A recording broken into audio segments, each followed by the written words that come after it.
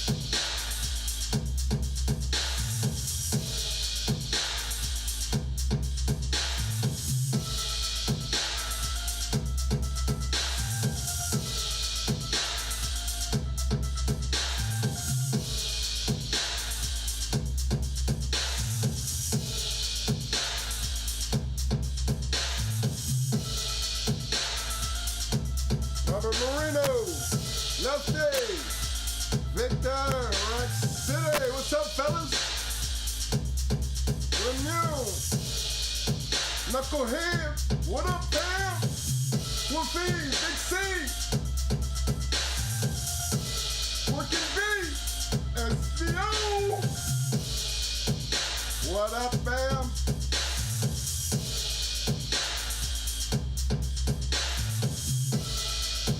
C-Rich, 614. Welcome down round.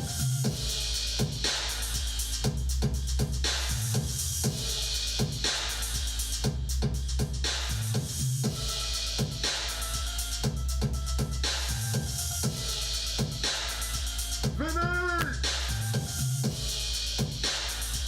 Coach Blue, what's up, fam?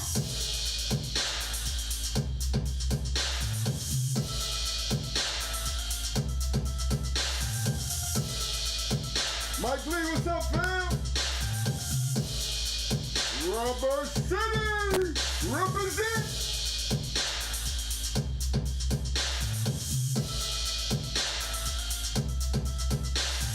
Von T, welcome to the show, baby. James Jones, what's up, fam? Red Bobby, what up, fam?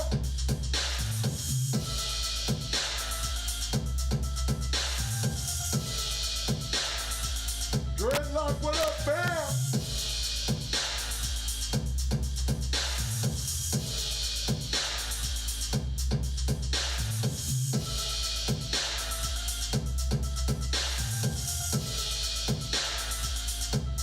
Freeze, yo, what's up, fam?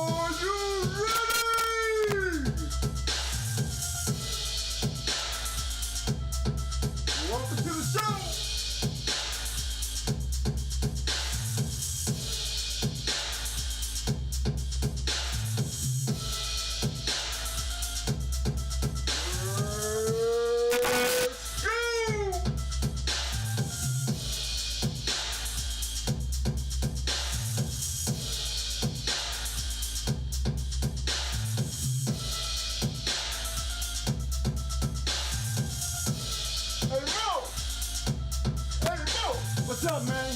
You ready? Oh, yeah! I'm ready now. Let's go on.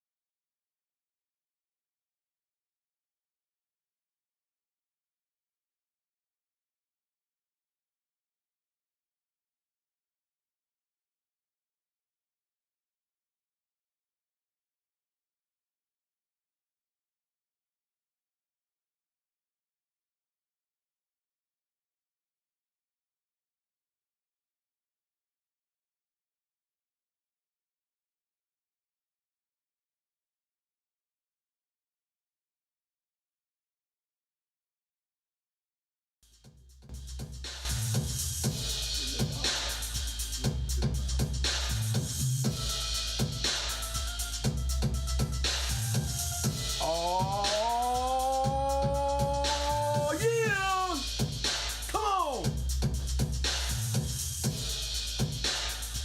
I hope y'all hype with me. Today's gonna be a good day.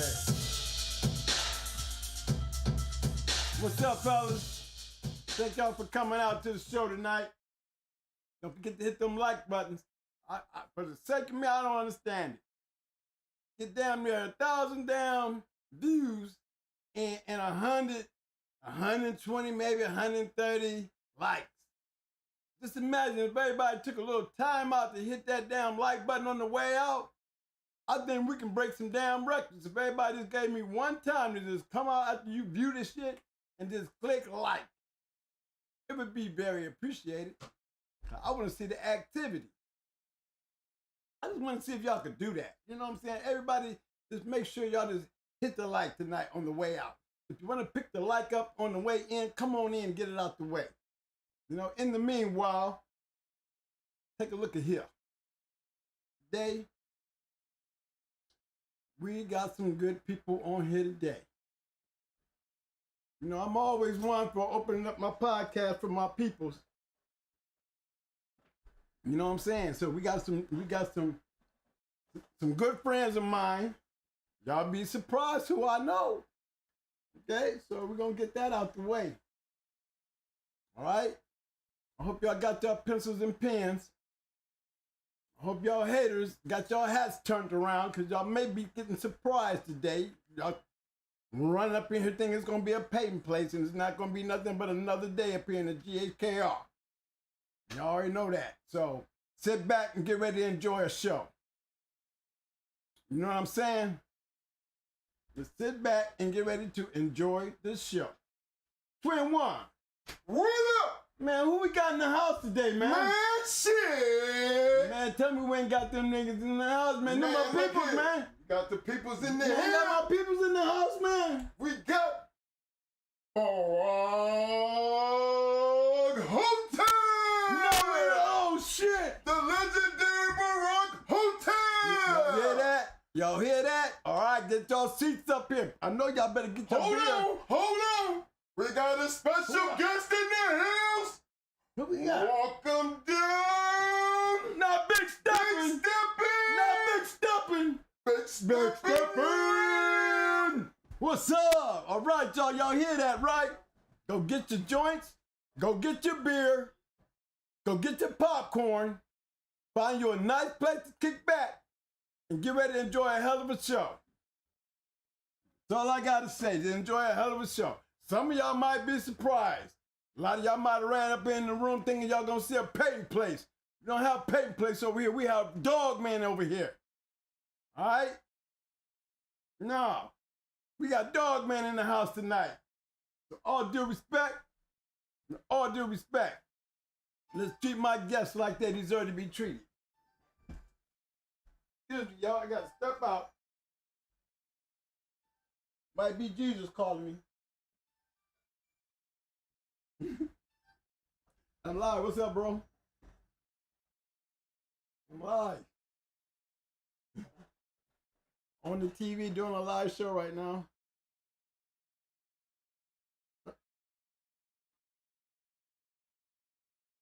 Oh, okay. I will do, bro. I ain't doing nothing. All right, bro. Check it out. Hit one. You know, I had to have my backbone. You know, sometimes Jesus calls me and want to talk to me. You know what I mean? Say how I'm doing. You know? That wasn't Jesus this time, though. All right, fellas. This is how we going to start this party off right. Who we going to have on the show tonight? Yes, sir. I got to get in mine.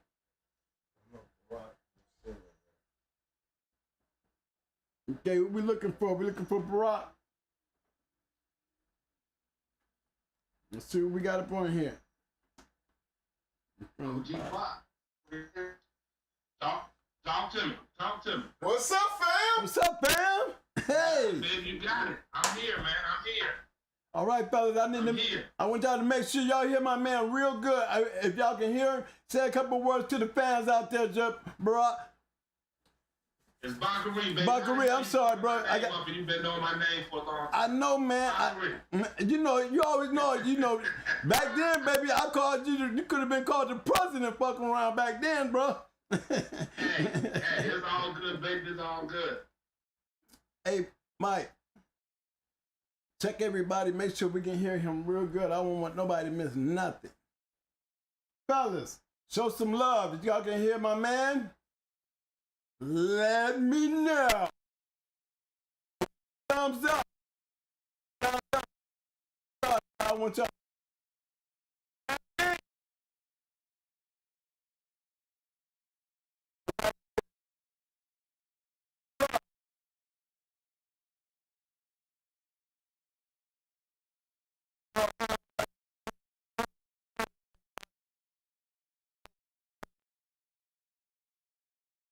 The mic, everything looking right.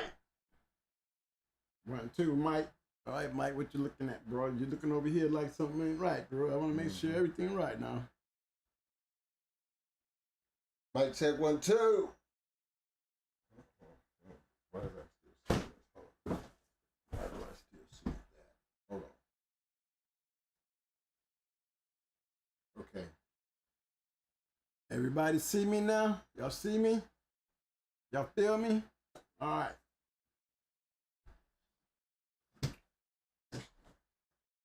Sir.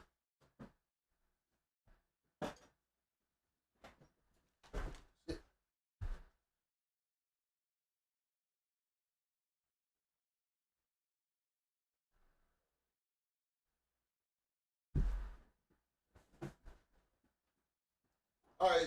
All right, I'm ready now. BAKARI, yo, bro. Can you let these people know how we know each other, bro? Tell them this ain't no coincidence, is it? Hey, what's so crazy, twin? When they told me was twins from Florida, I was really not knowing who they was talking about. And then when they said the twins from Akron, Ohio, I'm like, oh man, I've been knowing them since 89, 90 when I was knowing about y'all.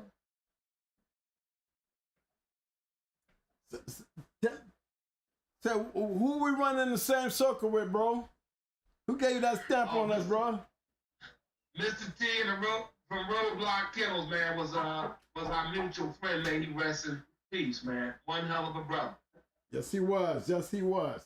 Yes, he was. Hey, fellas, so see, this is not no coincidental act right here. This is something that we go way back. You know, yes, he sir. thought we were still in Akron, Ohio. So right. When people were saying, you know, hey, I don't know nothing about them twins, no twin down in Florida. The twins that I know was going hard with Kennels was in Akron, Ohio. So he just found out the other day that the same twins in Akron, Ohio is the twins down here in Florida. That's real right. So, and we here to let y'all know that, hey, he's on the show because he's my bro. Would have been here, brother. So he would have been here. You know, we was kind of, I got a little L voice when I'm saying, okay, BAKARI, what are you doing over at Fat Bill's spot? Come on, I don't mind you going over there, but you got to stop by your family house first, boy. Hey, no bull crap, bro.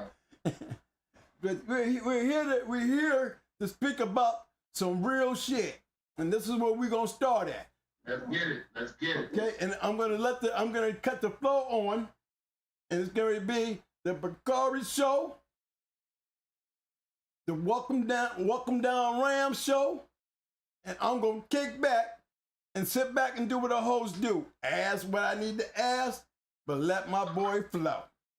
It's all your flow, bro. Well, first of all, let me start off like this here. I've been getting hundreds of people hit me up of the things that's been going on the pro game for the last 2 weeks, mainly. And it had gotten to, you know, I never listened to nobody's show. Not the 78 show that I've been on, unless I'm on there. Not Pro, not Pelican, and this is no disrespect to nobody's show. I just don't listen to the show unless I'm invited to go in and I go up there and support. So I it's not like I go to hear what was stated, and I would tell people don't tell me because I really don't care. But it got so to a fever pitch where I might say, man, I don't give a damn what's said, but the people that love me is ready to react. And Twin, you know, the reason that we here, because you telling me, people calling you, and you might want to say where you getting hit from, and they looking to do some stuff. And I just want to calm it down. So, where you been getting calls from on my behalf? I've been getting them from Detroit, Virginia, Maryland, Philly, Baltimore. Very upset guys out here asking questions like I got the answer. I said this in my last show. Somebody wanted to make it a joke, and I told them this is not a joke. This is something serious that can become very dangerous. Because when people start calling me, asking me questions, you know what I'm saying? I don't have the answer. You know what I mean? So I'm letting you guys know everything is all good on the back street on this situation now. I just had to let my man know, hey bro, I'm getting a lot of calls, man. A lot of calls. I know something that I can't give them. And I don't want to make it seem like it, you know, I'm doing something wrong because I don't know. Well, you can just tell the public. They were saying because you know the brother, they was asking you where his address was. True. But I don't know him like that. I mean, I don't know where y'all got that idea that me and him was partners. I'm going to tell you now, family come first. Okay, and so it's always been that way. Right. So that's the people coming to you. That's people coming to everybody and asking, well, they know I don't know because I'm out of the country, right? That's right. So let me just say this, bro. There's enough of us in jail, bro. There's enough of us in the morgue. This is too petty for me to see somebody get killed over. We grown men, bro. Ain't no little boys around here. I'm 58 years old, bro. I don't even live in the country, ain't been in the country in 16 years. I've heard my name be disrespected, but I haven't listened. But my people so heated. You understand? Because of pictures shown, trying to be made mocked out of, and now all of a sudden, I'm some kind of a bitch. But I ain't never said I was a gangster, a killer, but I'm far from a bitch, bro. And I done walked them streets, and I'm in the most dangerous country man in the world. And I walk with my head out, bro. I don't walk around here like a bitch, bro. Now, I can tell if a man, if I'm wrong, I can admit I'm wrong. And like I said, and if I'm right, I'm going to stand on it. When you disrespect another man, you know it comes with consequences. That's always. Any man want to be respectful, so you're not to be disrespectful. True. Now, with that stated, there's been a lot of untruths told by Foundation Kennels standing behind Doug to really get his way because, like I said, when I see him, he ain't never saying shit out of whack, but I hear a lot of stuff behind my back. I treated Foundation Kennel Medicine Man Rich like he was a little brother to me. Okay? Gave him several dogs. I would have been there for him for anything because I thought he was a good dude. But we done got in and out of difficulty several times, and I let it go, but I see some people take somebody's kindness for weak.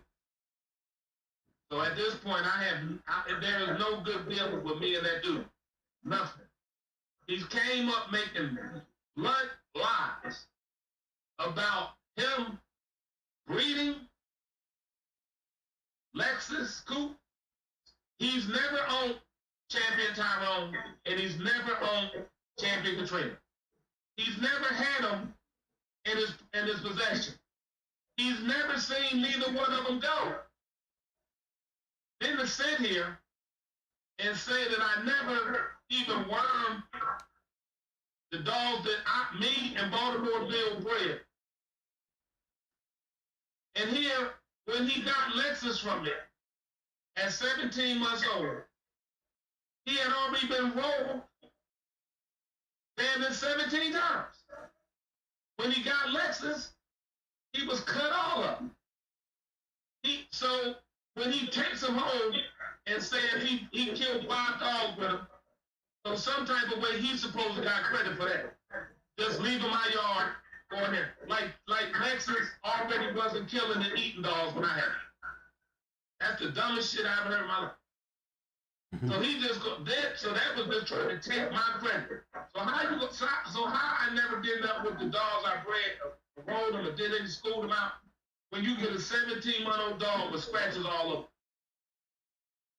And when I could tell him Eli HOTEP was better than him, and I had to stop Eli HOTEP, who was the run of the litter, 10 different times before he curved and killed Lexus. And Lexus had 8 pounds on him. So when I say the baddest out the litter was Eli HOTEP, that's not even the goddamn close. It's just that Lexus was the most accomplished because he went out there, and the person I gave Eli HOTEP to, he never did him. Jesse Hunter, a.k.a. Cold Eye, was the one who just bred him and bred him all over 20 years. And that's why when you see it so tight, it was done by that great gentleman, okay? Nobody can take credit for Jesse breeding this line of dog. Okay, so now, let's just say this. When a person says, I got the tightest Tyrone, what the hell does that mean when you ain't produced one champion in over 20, 30 years? Not one. Not a grand champion, not a registered merit, not a POR. How do you consider yourself the true top shareholder of the champion Tyrone blood when there are other people with the damn dogs and got winners all day, every month?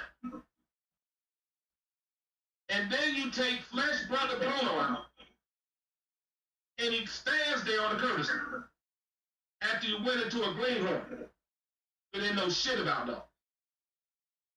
Sitting up here saying Flesh ain't never did nothing. Okay, well, whatever. Whatever you want to say. I tell you one thing, Flesh ain't a curve. And I tell you one thing, Flesh ain't throw no curve. I know one thing, Bruno's son quit in 16 minutes after a 16-minute goddamn puppy. I mean, a 16-month puppy. While the other one was in shape and the other was off the chain. Those are facts. Tell those when you run the Facebook trying to get a congratulation for the dog to cut it out on the curse. Some old bitch shit. Around here talking about somebody a peddler. The only peddlers out here is the Foundation Kennels. Only one that got a goddamn website. Only one up there that's goddamn got stud services. He's studying Bruno out, but yet still I ain't studying his brother out. But I'm a peddler. 3 years ago, this dickhead called me and said, hey, Bob, let's go get this blood out because the people who got behind the Mayday stuff, they branded that stuff and they getting paid. And I think our blood is just as good. He the one came to me and I sold some of Fletcher's brothers to people and he asked me to get the seller. Then I even went on Fat Bills, made a fictitious story up about he inspired me, but I never even knew the dude till my brother brought him to my house when he was like, when they was 18 years old. I'm already famous in the dogs. And he got dogs from me. But I did that to kind of help his business. Wasn't mine. If there's no platform that I push my dogs for sale, there's nothing on my page that says dogs are available. I seen Pro put up my puppies and stuff. Well, not one time did you see on there, these puppies are available. Nowhere did you see any of my stud dogs for stud. The thing about me peddling, I don't even know how Doug could even be put into that. Doug is not that stupid. With a person who got a website and on his page of selling dollars, that's your peddler. But what happens is a person wanted to come under the disguise of being, and I'm not gonna dry snitch like I hear a lot of. But to sit up there and make it like people are working versus not working. Yet, goddamn, a dog don't go out but every goddamn 10 years. 2 or 3 years if they can find a greenhorn. Ain't really doing nothing. Whole lot of lip professing. Goddamn don't know how to do no conditioning. Dog come in worse in condition than they do off the chain. Please. I'm talking about amateur sex. Never will have reached to the top lane.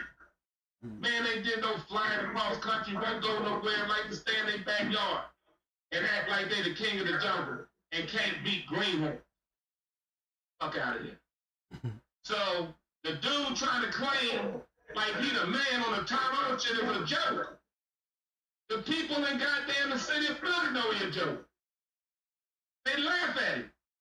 He run around there with all this underdagger like he tough. Nigga's a bitch. Ain't never been tough. Claim to be a street. Anybody that gotta call themselves a street nigga ain't a street nigga. Anybody call themselves a dog ain't a dog. Why the fuck I gotta come to you as a man and say, I'm really tough, you know? That's just a bitch. I'm tired of this dude running out. The dude told people he robbed me. Really? Okay, well, anybody in Philly, you know, capital punishment, ask him. Ask him what he did. Ran over there, gave the $4 to Bub, and had it when they got us so he was a buffer, so I didn't do nothing to him. I'm tired of this dude keep running his mouth like he's a tough, but he's a bitch.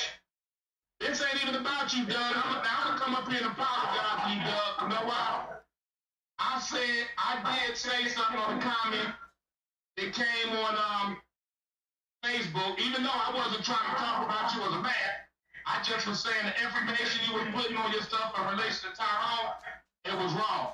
So when people told me that Doug said TYRONE never produced a champion or there wasn't a producer and he's a POR, I was just like, you know what, Doug could have hit me on the back, you know, when he knew I'm on Facebook, I would have felt like he could have called him. But at the same time, I take it that I could have called Brother Doug and told him the same thing.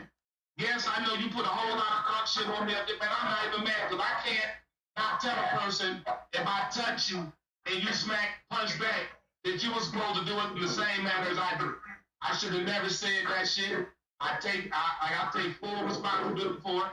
I apologize to you, brother, for that remark, but I shouldn't have said shit on Facebook. Like I said, if I had a problem with you, I should have hit you up as a man and hit you up on the line, and that would have been between me and you. So I'm not really heated with you, brother. I'm mad that this dude is pushing behind you who ain't nothing but a bitch, bro. And I want him to hear it. If he had any real shit that he ever wanted to say or do to me, he had plenty of times when we was in front of each other. Don't be standing in the middle of the street hollering for help me, and then go tell people you robbed me. I'm gonna say it again. Don't stand in the middle of the street saying help me, running, and then goddamn say you robbed me when I got what I had. You ain't take shit. Stop being a bitch, bro. Stop trying to play hard. You's a bitch. Period. Ain't never been nothing but a bitch. Again, brother Doug, my apologies to you, bro. I ain't got nothing to do with you or nothing. It's that motherfucker that's coming behind you, giving you false ass stories. And I'm gonna go ahead and I'm gonna dispel a lot of these joints. And the reason I never came on your show, Doug, is that I didn't want to come up there with no controversy. At the time, people was coming up to me saying there's a lot of like stuff. People getting put on shows, don't know their shows, a lot of stuff. Bruh, I'm gonna tell you, Doug. All you gotta do is talk dogs, bruh. Leave that personal shit out. Now, when I was gonna come up here, I was to come up here with some of these receipts. Come up here with this shit about shit with you in the jail. I'm not getting ready to do that shit, bro. I'm not ready to do it because they gonna prove shit. It don't mean nothing. I'm up here for the dogs, bro. Your personal life is your personal life, bro. I have nothing to do with that. But for a dude to try to push you to tell us some shit about, just think about it. Bob is out of the country. He ran from, if I was to have ran from the feds, according to him, would that be something you, brother, would take love in? I know you ain't working for the police, right? So if you ain't working for the police, you wouldn't even want to say. You be like, well, that's some shit between you and that man, bro. I'm going to just talk about the Tyrone of the Dogs podcast, bro. I don't want to talk about that man's personal life because that's irrelevant to what people come here to listen to. We ain't the Atlanta housewives, man. We not bitches, bro. This ain't what we do. We come up here as men, bro. We don't deal with emotionalism. Like I said, being a man, I'll never take it for weakness, and I can apologize being a man. That takes a man to do. I'm not gonna sit up here and call you a bunch of bitches and sissies and fags and all that shit because then that's just a cat fight. You behind the screen and I'm behind the screen. Only thing I will say is this: open invitation for anybody who feel like they can whip my ass. I got eyes on me, and I'm paying good. And I'm just being honest. I would get phased at 58. I ain't never been scared. You can't be the captain of no football team through goddamn Little League all the way up to college of 100 motherfuckers and be a bitch in a contact sport. And not only that, and good at it. I've been benching over 500 pounds from fucking high school. I don't remember taking no ass whoopings. I'm just being honest. So anybody that want to do that, bro, I welcome that invitation. I don't give a fuck who it is.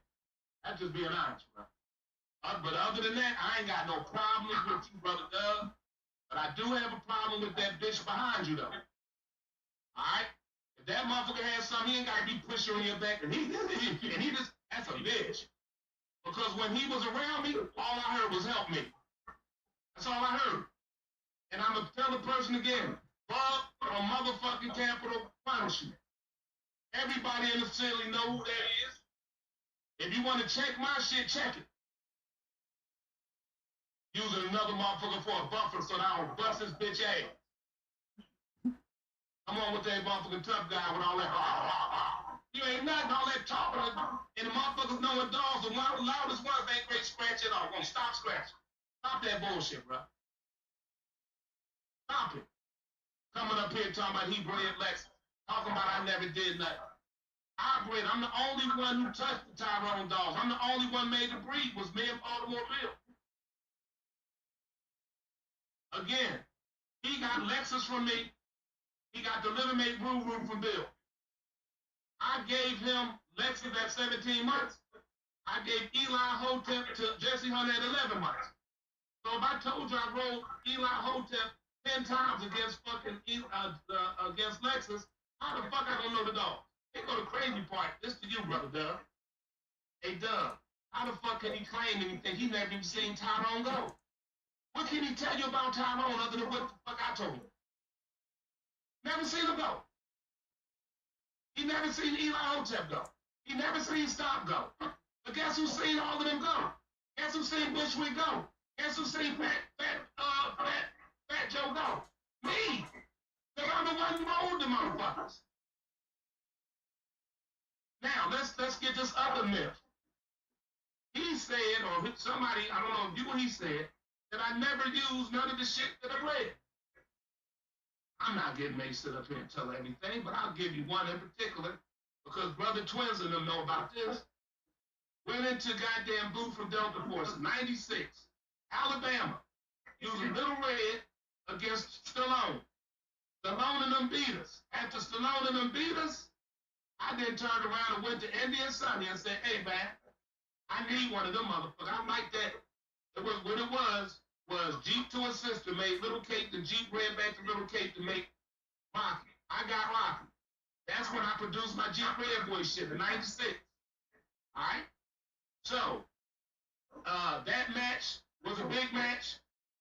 That dog that I used was off of Stompin' Auto, okay? Tyrone's son. I was the one who conditioned, I was the one who handled, and I paid most of the money for the show. So, I mean, bruh, you know, when the lies come, bro, you know, you don't know these things, Doug, because you wasn't out there with the dogs. I understand it. But when you listen to people, I'm going to tell you this right now. Make sure, brother, before you go on air that you do a real fact check. And it's just asking the people that really was involved, whatever it is you ask. Not a person that's making up shit, not a hater, not a wannabe. No, talk to the original people or the people that might have been there to see it. That way you will get a better, accurate account so that when you put stuff up, you know, Then it was the thing, the flesh that I got. It's not the flesh that I got from Rich. Okay, now I'm sure you understand this, brother Doug. Tojo and Rascal Jr. the same dog, correct? Different name on the registration, of course, because there can't be two registered dogs that name, correct? Zero and Zebo, same dog, right? We know that one of them dog names is going to be on the register, that's going to be a call name. Hey, brother Twin, do you mind putting up that piece of paper showing Flesh's flesh wound on his registered name and his call name is Flesh Eat Mops? Put that document up, please. Got you, bro. It's right there. They can see it. That's a pedigree. Want everybody to see this. I don't even need the Twitter hacker to be validating shit. But I'm going to do this shit just because. Can everybody in the chat see it? Thumbs up if y'all can see that. Let's see if we can bring it up closer now. Close enough, yeah. I want everybody to see it. We're saying that flesh and flesh wound is two different dogs. Same dogs, fellas.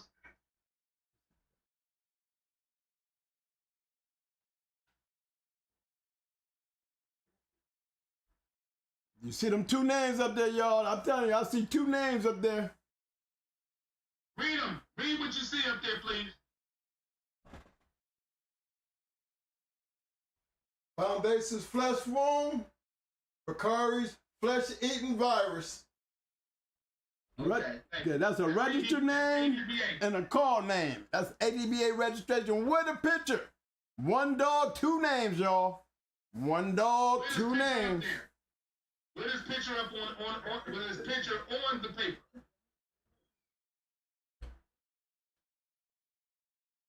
All right. Now, let's just say this for Brother Doug. Hey, Doug, check this out, bro. To say that this dog, Flesh, ain't shit, never been shit or whatever because he's a clean dog. If I was to come on your show and say that, then if I was to say, hey, Doug, oh, man, this motherfucker is a head dog and throat dog. And you really can't catch this motherfucker to do nothing. That would then any goddamn federal agent, anybody on the show to say, oh, this motherfucker is doing what? He's criminally actively fighting this dog, right? Come on, Doug, you better than that, bro. So there's no way when you bring a statement out like that they can actually be talked about without self-incrimination. So for the hell of it, Doug, you right. Flesh ain't shit, bro. Never did nothing. You right, bro. Because one thing, I ain't trying to go to jail for dog fighting. I did that. You understand? So I'm just saying, we just know this. And because you don't know me, please ask around for the people that know. Rich does not know me, bro. He visited a few different times. He has never stayed at my place over no period of time to know shit. Obviously did because he don't know how to put a keep on the dog. Okay, he don't know how to probably school the dog out. I don't know what he does. That's his business. But he damn sure ain't learned from a professional like myself. Okay, so all I'm telling you is I'm known, bro, for being a certain way with dogs. I don't know about this shit about I bred flesh to or not. I'm an old pup. I don't know where that shit come from. Some of the stuff that's even on the flesh, under flesh's name was never even been bred to flesh. That's just people putting up breedings what they would like it to be. So you understand? But all I'm saying, bro, if you really ever want to know something, bro, get at the people for real, man. Don't get at the haters, because all that's gonna do is give you a lot of misinformation out of bullshit hate. You understand? So, like I said, so I didn't just debunk that shit about there's two different dogs, bro. Now let's go with this thing about Tyrone and he only had one puppy, Bushwick Bill. Well, I'm sure that Rich told you that, so you can clear that up for you. But let me clear it up for you with the real shit. I made the breed with Baltimore Bill. There was 7 puppies. One female named Ruru, Fat Joe, Lexus, Stomp, Eli Jr., Bushwick Bill, and I'm not sure what the other one name was. Baltimore Bill kept 3. He kept Ruru, Fat Joe, and the other one, and I kept the other 4. That was Bushwick Bill, Lexus Coupe, Eli Hotep, and Stompanato. I told Savage to come over and pick what he wanted. This at 6 weeks old. He came and got Stompanato because I guess he looked the best. I don't know. The second pick, my brother made, which was Lexus Coupe. I then gave Fabian Bushwick Bill, and I kept Eli Hotep to run. All right? So, after Tyrone died, I pretty much got out the dogs at that moment, which I've done several times and got back in several times. So when I gave all of them away, that's why I gave them all away. I didn't just give them away. I gave away Tyrone's uncle off his mom's side. I gave away some good females. There was Lion Bred Quincy off of Tyrone's father. I gave all those dogs away. Okay? And then later on, I started getting them back. So the only breed that was done with Tyrone was with me. So the only ones that I gave away out the litter at 6 weeks old was Bushwick and Stomp. And the reason I'm able to know what Stomp did because we ended up rolling Lexus in the Stomp, and Stomp got his ass kicked. Okay? But I was rolling Lexus and Eli on each other several times. And then what we did at Dyke's place in back in the early 90s, we went and did Bushwick up there and lost him, and he made 21 scratches and passed. I also did Fat Joe. He off the chain and did him. He died in an hour and 45. So all these about me not knowing about the dogs I bred, did them, man, it's just some shit is just foolish. You understand? So these are the facts, brother. And again, Twin. Yes, sir. You know Delta Force and Boo, right? Yeah. Did that show happen, brother? Yes, it did. All right. Yes, it did. Again, that was me going into Delta Force with Little Red off of Stompanato, Son of Tyrone. That's just one I'm going to give. All right? Because I don't have to give all of them. When the thing was, I never did none. All right? So I came, I debunked that. I debunked the story that Rich never, ever seen Tyrone go, never had Tyrone in his possession, never had Katrina's possession. So I don't know how the hell he ever said he made 3. Some people, hey, Doug, please, if you're going to keep in this business, you got to watch some of these motherfuckers, man. But some people trying to just get some goddamn facts. Let me ask you this, Doug. I know you're intelligent enough to understand this. Why do we keep talking about Tyrone? Who does it benefit? I got a whole bunch of dogs. And most of it ain't Tyrone. Shit. So if I'm not the one that's peddling the Tyrone dogs, who wants to bring the Tyrone shit up so it can get them more puppy sales? Think about it, bro. Don't do it from no biasness. Just think about it. I have no website. I have no advertising that I'm selling shit or studying any of my dogs. But I can show you millions of people telling people they're not available and no, I'm not studying the dogs. Even made a post about it. But if you want to go see Fletcher's brother, the one that quit in a courtesy, I think he's still up to study. That's all I'm telling you. And a whole bunch of dogs up to study. Got a whole website up. That's just the facts, Doug. I know you can see through that. I am not trying to talk about Tyrone.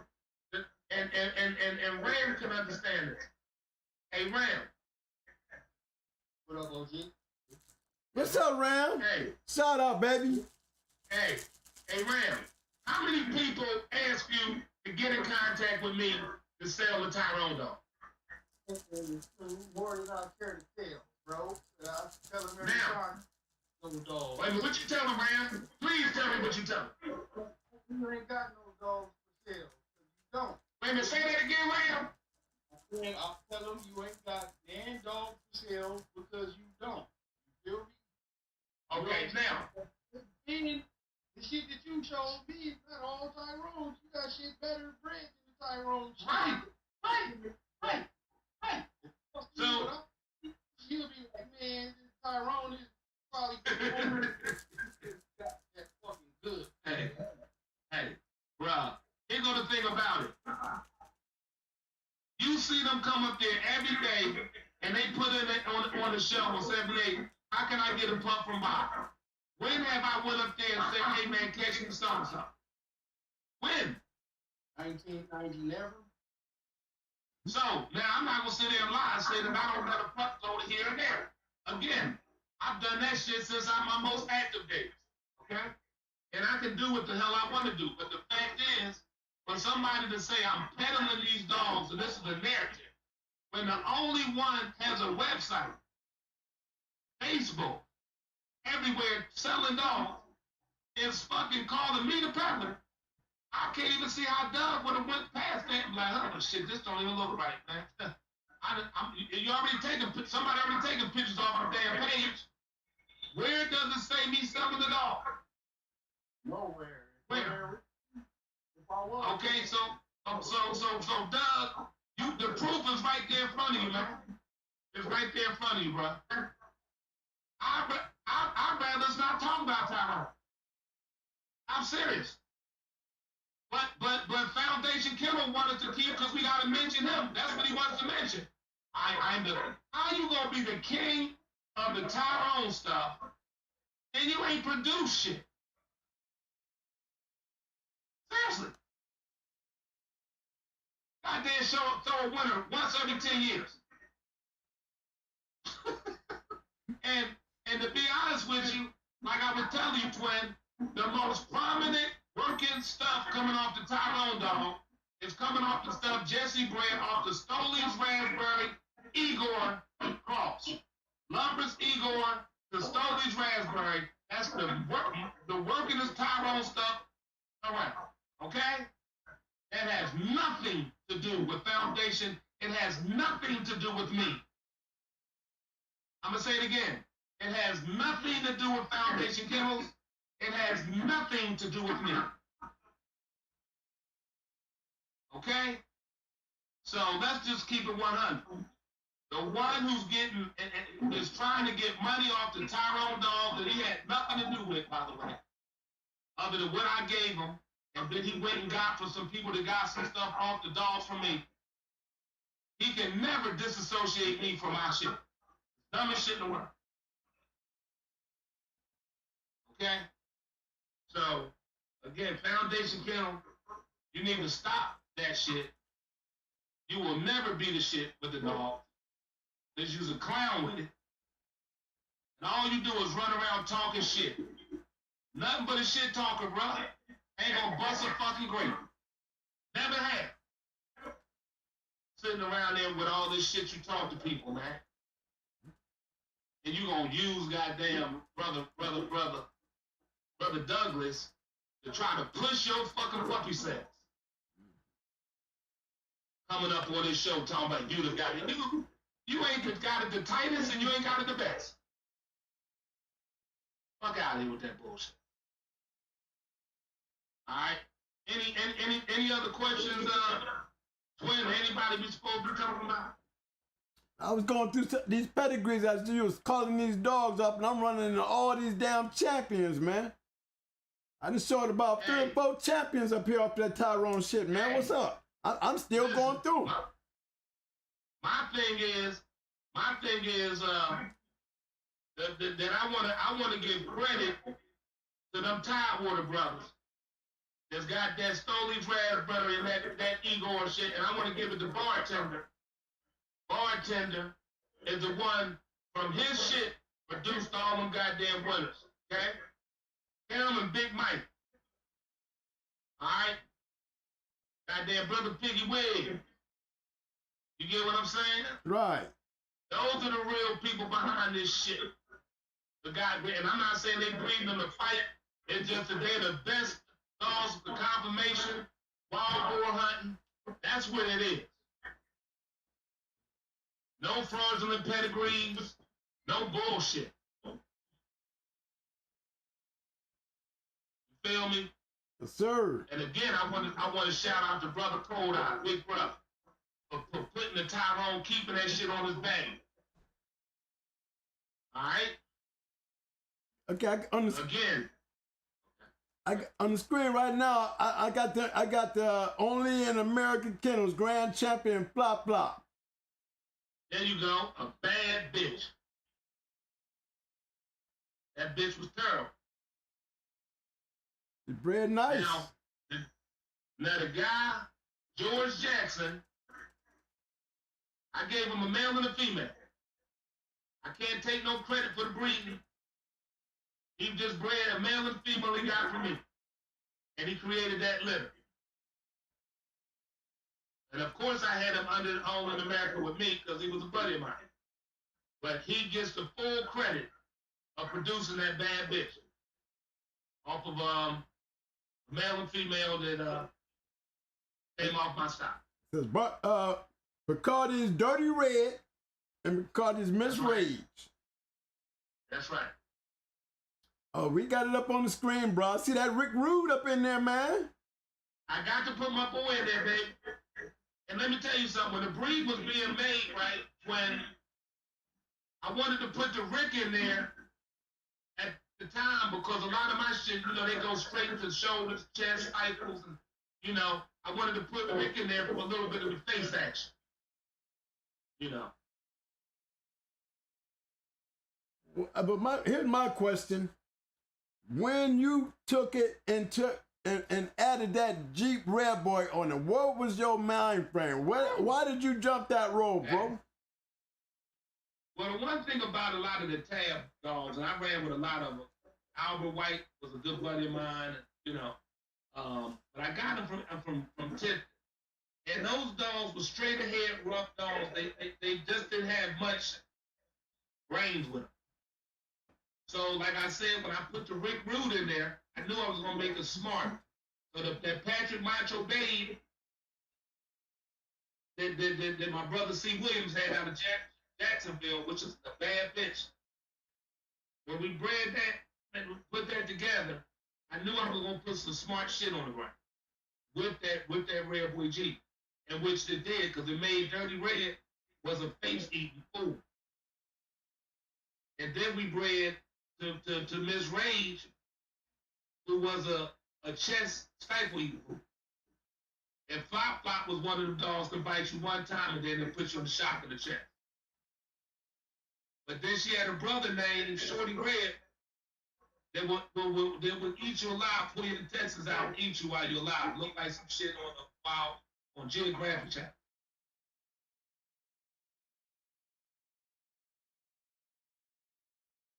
Wow.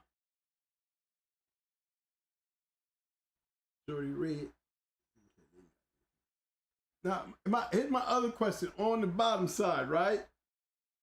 Yeah. I see you got that Irish J on, you know, on. I'm on Miss Rage. I'm on Miss Rage breeding with Bushwick. Well, what that is Tyrone's son, Bushwick. Bushwick Bill bred to Leslie, which was Tyrone's sister's daughter, Miss Fussy. Right. Yes, sir. Tell me about that one. Now that one right there, I see the Irish J. Now, where was you at on that one? That's Sprocket and that Leslie. Was it Parker? Let me just. I want to give that credit to to Parker. Parker was the one that he dealt with a lot of the Irish Jerry stuff coming by way of Ernie Swain. Mm-hmm. Ernie Swain was the one who brought the Hulk Home JD dog down to his yard. And that's what made Quincy. But he was bringing like the Flim Flam and the We Hunt stuff down that way. Wow.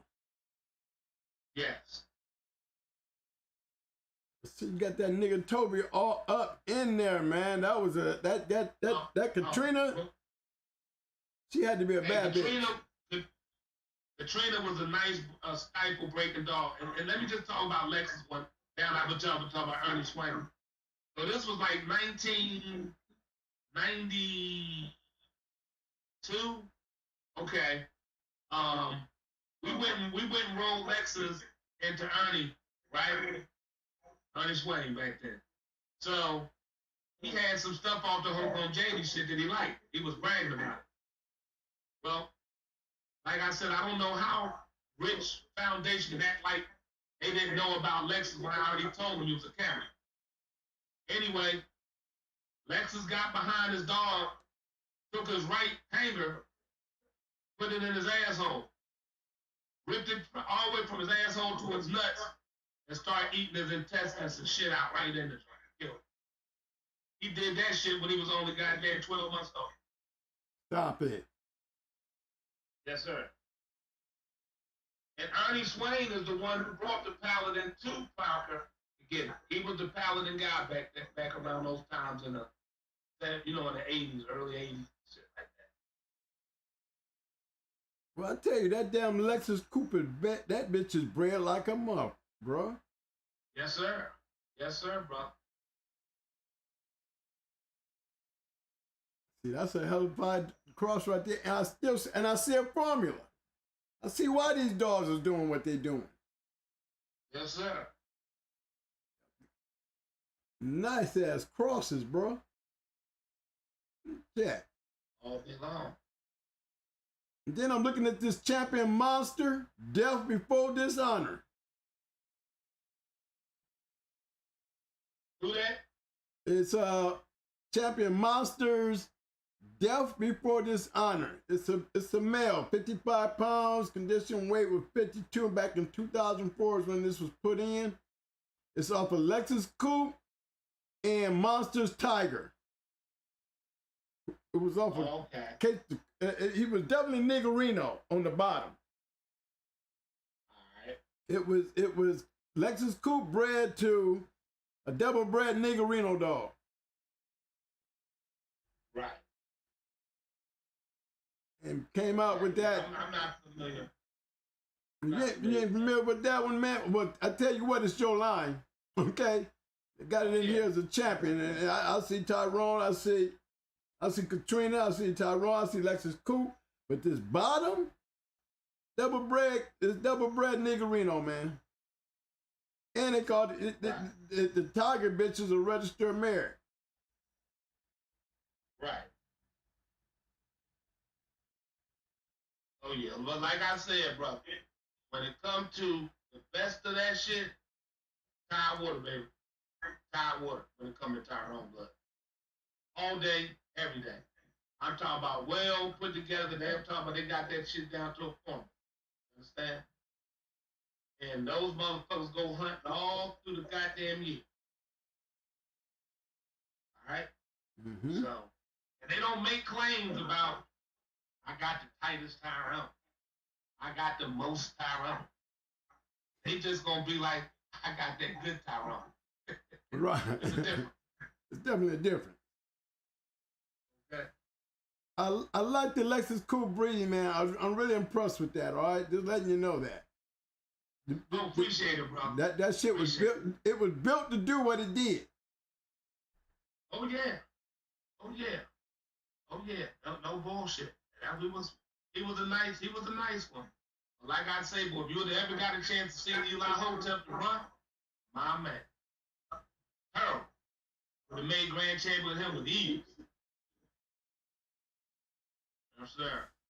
Now I just had Stompanato up there. I'm gonna put him back up there.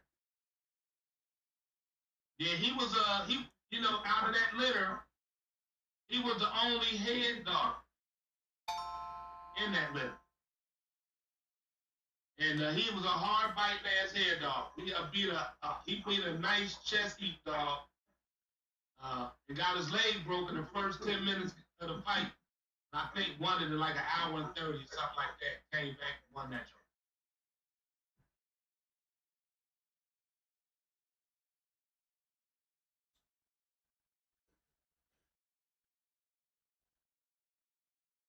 Yeah, that was done by Brother Sam. But those are some good crosses. Yeah, and then if you look at Stompanato, he created that champion Virginia bitch. When they took that ginger bitch that I think that red boy Jocko dog to it, and that created that champion Virginia bitch.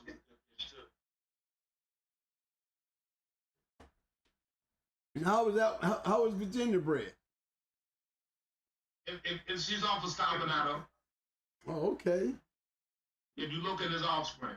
Okay, let me go back to Stampenato. Yeah, I'm at it right there. Right.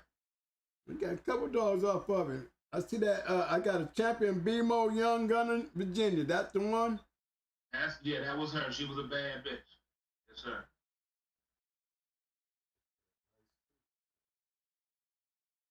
Damn, man, this bitch bred nice. Y'all went down in there and put some yellow in that shit. Yeah, put a little yellow in that mom. Yeah, put a little yellow and red boy on top of that too. I mean, that's damn, boy. I tell you what, the chemistry look like some growing hard shit. I'm just gonna say that. The chemistry, the way you put it together, got that Zebo, so you know these motherfuckers is biting. I got one for Ram. I got one for Ram right now.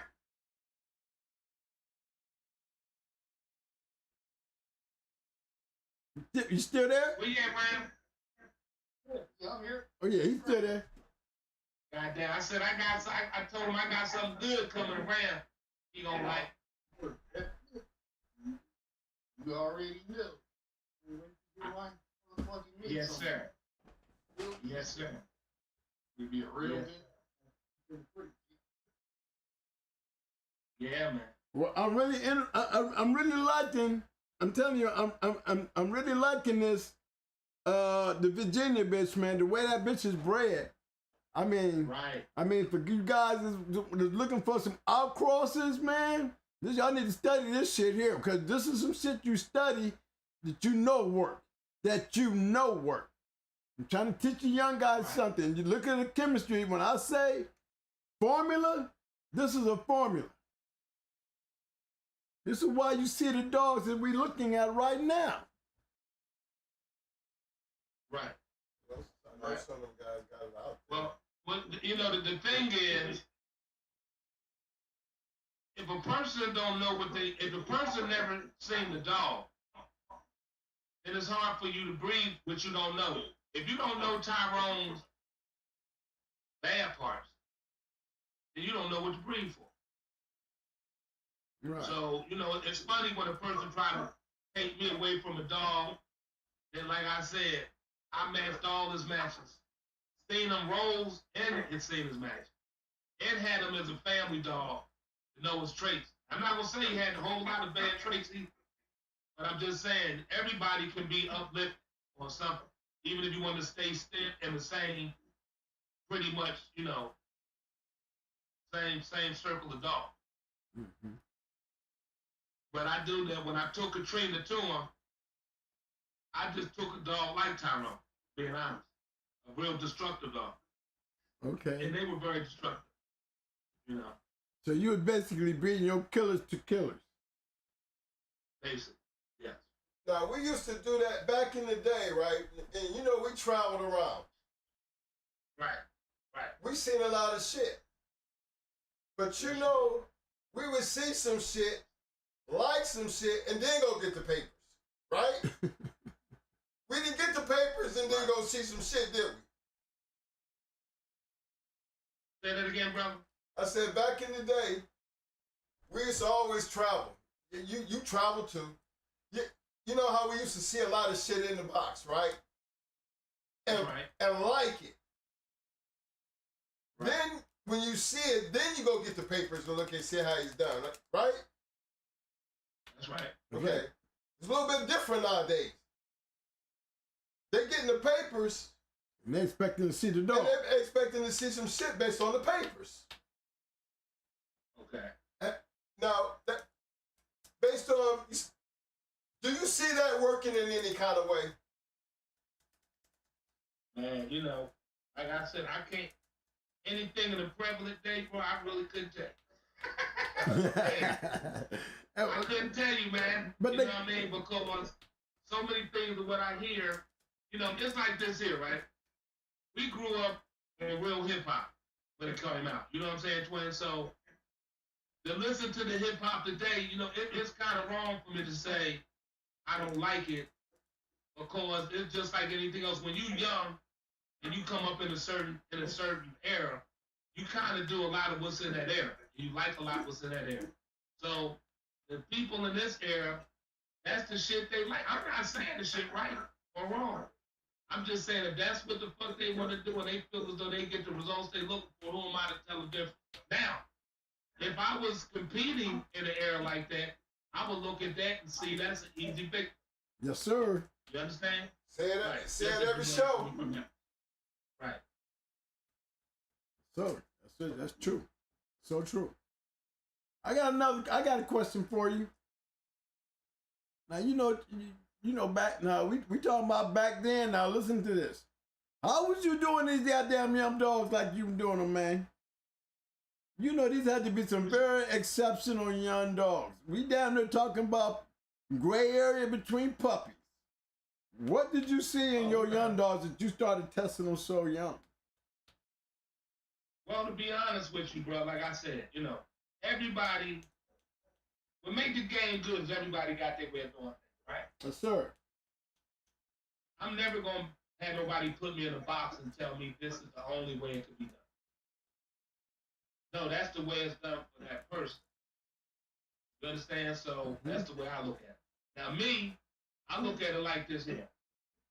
Kobe Bryant, one of the greatest players of all time in the NBA. He didn't just start shooting jumpers when he got in high school. He was shooting the motherfuckers a long time before that. So my thing is, if I got one that want to shoot the ball, I'm going to let him shoot that motherfucker. I'm not saying I'm going to let him get a whole goddamn game in. But I'm going to let him shoot a little bit. Then I'm goddamn stop it, talking and pump the goddamn dog, pump you up and everything. And as long as he loving it and she loving it, I'm going to only do it for that amount of time till they old enough to, you know, that I feel like put some real time on. So when you hear me say stuff like, I rolled 17 times, please don't look at it as I looked at these motherfuckers for 20 minutes and up. That's not what that means, bro. I might roll for 2-3 minutes, bro. 5 minutes. Just to do some things I'm looking to do to the, you know what I'm saying? Like I said, I be putting my shit in place on another fuck, take that off, let the fuck go in that place, wake them up, and pet them both up in love. That was all that little session was for. And I consider that a role, because anytime I feel like my dogs touch, I gotta say they touched each other. That's a schooling process. Right. That was a role. That's what I look at, right? Mm-hmm. So I just do it whenever they show me that's what they want to do. They start that at 8 months old. I just let it touch a little play at 8 months old. You know what I'm saying? If they don't start till they're 18 months old, and that's when they start at fucking damn 3 months, 4 months old, then I'm going to just goddamn just play with them at that. You know what I mean? But again, my thing is not to sit up there and do anything to make them feel disenchanted on what they're doing. You know? Right. So you had Rocky, right? Yeah, I had Rocky, man. If you look at Rock, I produced that 2-time winner, Bear Claws, Tupac, that was a bad motherfucker, man. Yeah, I remember that Tupac dog. Right. He was, I think his second match, he fucking broke and ate the chest plate out the motherfucker. You know? And he was a bad motherfucker, bro. So I had, what I did is, when I got the dog from Indian Sunday, I called Bobby Holland, a buddy of mine. I said, Bobby, I need a nice bitch, man. I just went and got a pure inbred Jeep dog. So he said, damn, Bob, he said, I got a male for you that you would love. I said, damn, a male, I really need it. I said, fuck, what's up with this male? He said, well, man, this male just got in the kennel accident and killed his brother, man. Well, I said, fuck it, I'll take him too. And I said, I need the bitch. I said, well, I said, okay. He said, I call him Haymaker. I said, the dog, so that's where I was the original person to get Haymaker and let Ronnie Dykes get him. Yep. We ain't talking about the old Haymaker, champion Haymaker, are we? Talking about who? The Haymaker dog. Yeah, he was coming to me. And Ronnie Dykes, who was a buddy of mine, said, come on, Bob, man. You know, you've been telling me I need to get some shit in my yard to get some of that with that Carter Jr. shit with rough curves. And so he went and got Haymaker, man. Did a good job. Yes, he did. A hell of a job. Mm-hmm. I'm still sitting over here looking at this double beat, this Jeep bitch you got here, man. I'm still looking at Rocky. I'm liking that Rocky. You know I'm liking that Rocky. Well, his brother is the one doing the beat us with in Alabama. The littermate brother to that. That's how I got that motherfucker. No. That's the one that I told you that's what made me call Indian Sonny when they told you what it was. And they said Indian Sonny had them. You know what Indian Sonny is, my buddy. I said, man, I need one of them motherfuckers. And I went and got the man. Right. Now, he had a littermate. He had a grand champion littermate, Crenshaw's Wrangler. It said he had a littermate named Grand Champion Wrangler. And he had another littermate called Grand Champion Cheyenne. Right.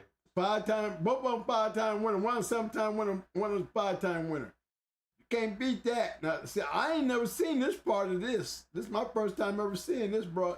Especially coming by Lil Kate. Right. I mean, last time I saw Lil Kate, she was being bred some Rascal shit. Yeah.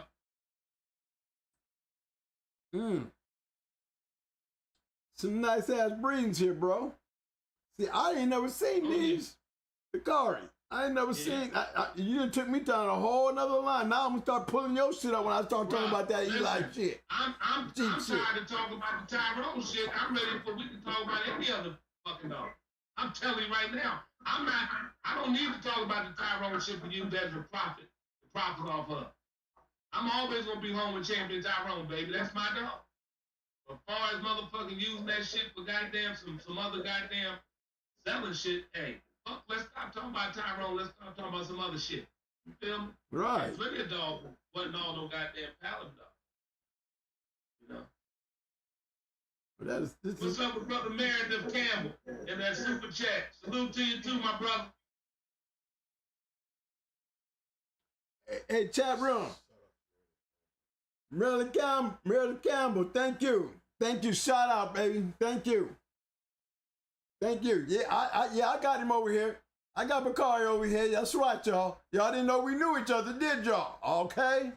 I know a whole lot of y'all scratching your heads, looking for something else, but you did got fooled. We've been partners many years. That's right. Hey, Landon Hill. I ain't got no problem with my motherfucking dog. I never said I did. Dan sure do like damn flesh. Ain't a problem with it. I'm sorry, go ahead. You address him when this is your show, bro. You address him when you see him. This is your show. Mm-hmm. Yes, sir. That still don't discount Flesh Brother Bruno goddamn stopped on the curse. Anyway. We don't talk about them quitters unless they took them home. Unless they took him home, we don't talk about them. You know, once they do shit like that, we forget about it. No curb farming, baby. No curb farming. And what? I ain't trying to be funny, but what's one of them won and didn't courtesy? I'm just asking.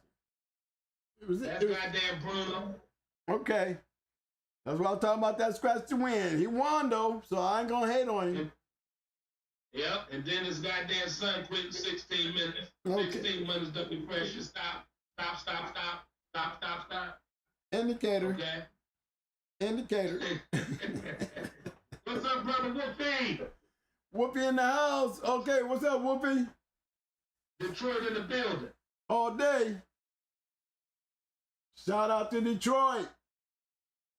Shout out to AK. Akron stand up, baby. Shout out to BMO. What's up? I know y'all out there. I want to holler at them Arkansas, LA boys. I know y'all in the back street paying attention. Yeah, I've been peeping y'all out there. That's them Arkansas, LA boys all day.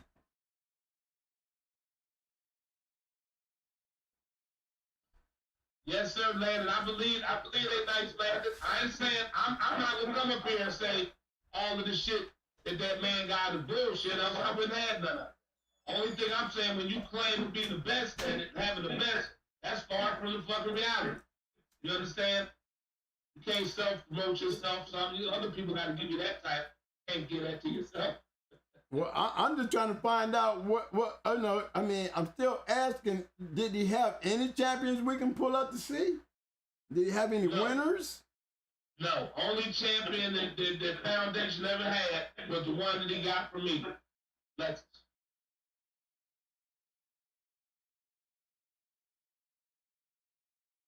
Is he the one that made the grand champion? A champion? There you go, Grand City Kennels, baby. What's up, baby? I'm sorry, what you say, brother? Which one? I said, is he the one that campaigned her? He campaigned. I give him credit for doing a good job campaigning Lexus Group. I give credit where it's due. I don't mind if something true. One thing about me, I'm going to give love when it's the truth. I just don't like motherfuckers just blatantly lying and try to promote themselves to something they not. That's all I'm saying. I want to give a shout out to Bridge City. So I'm sorry, Bakari. I want to give a shout out to Bridge City Kennels. Thank you, bro. He says, "Sup, true dear brother Bart, I am with you, homie." So he must be a homie. He's, right. Yeah, he shout out to him. We also got a shout out to Frederick. Barking Twin, no bluff, straight shooters. There you go, baby. Thank you, man. That's right, baby. Thank you. There y'all go. Keep them coming, baby. Keep them coming, fellas. Thank you. Damn it, this is all I had to do was go get a real dog, man, to come up in here and sit in here with me to get y'all to act like this. Do I need this? All I needed to do? Hardy Boy, Pennsylvania. Come on, baby. Show some. Hey, ain't nothing straight shooters in here, Hardy Boy. Thank you, fellas. Thank you. Hey, hold on, wait a minute. Y'all gotta get my brother Big Steppin in this motherfucker to have a little conversation. He done fell asleep. Let me back up and let Big Steppin talk out this motherfucker, man. Yeah, I'm over here smoking, listening to shit.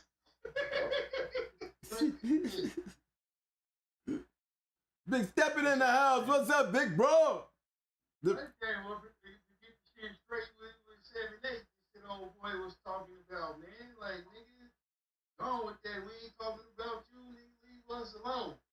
That's one true. of the homies offered for a real fight to him, and we smoked that shit. Like a venue and all that shit. Do some little fake reviews if you want to take that on with it, but I get trolling, get you paid and all that shit, but don't troll us, bro. We ain't your guys.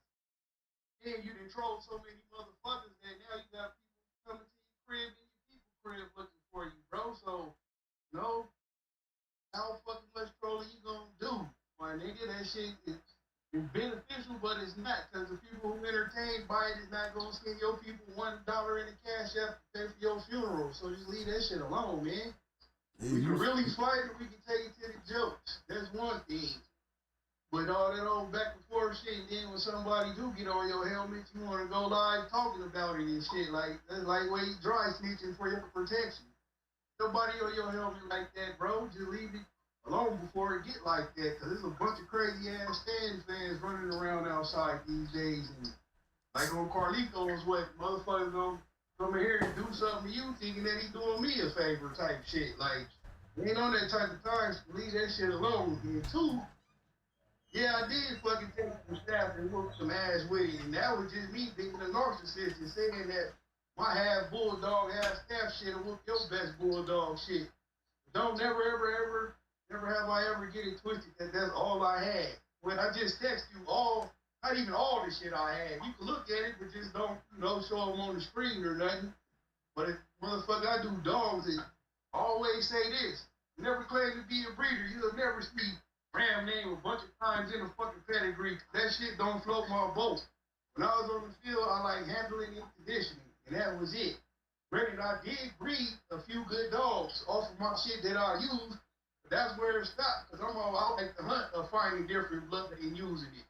Now you can see all my shit I just sent you, bred up different. You got Eli shit, Red Boy Jocko shit, Bolio shit. I don't give a fuck about no family of dogs with my name deep in the pedigree. That shit don't make my dick hard. What make my dick hard is getting one in shape, busting your ass with. Ain't that the truth? So you a hunter. You ain't no breeder, you a hunter. Yeah, exactly. He is a hunter.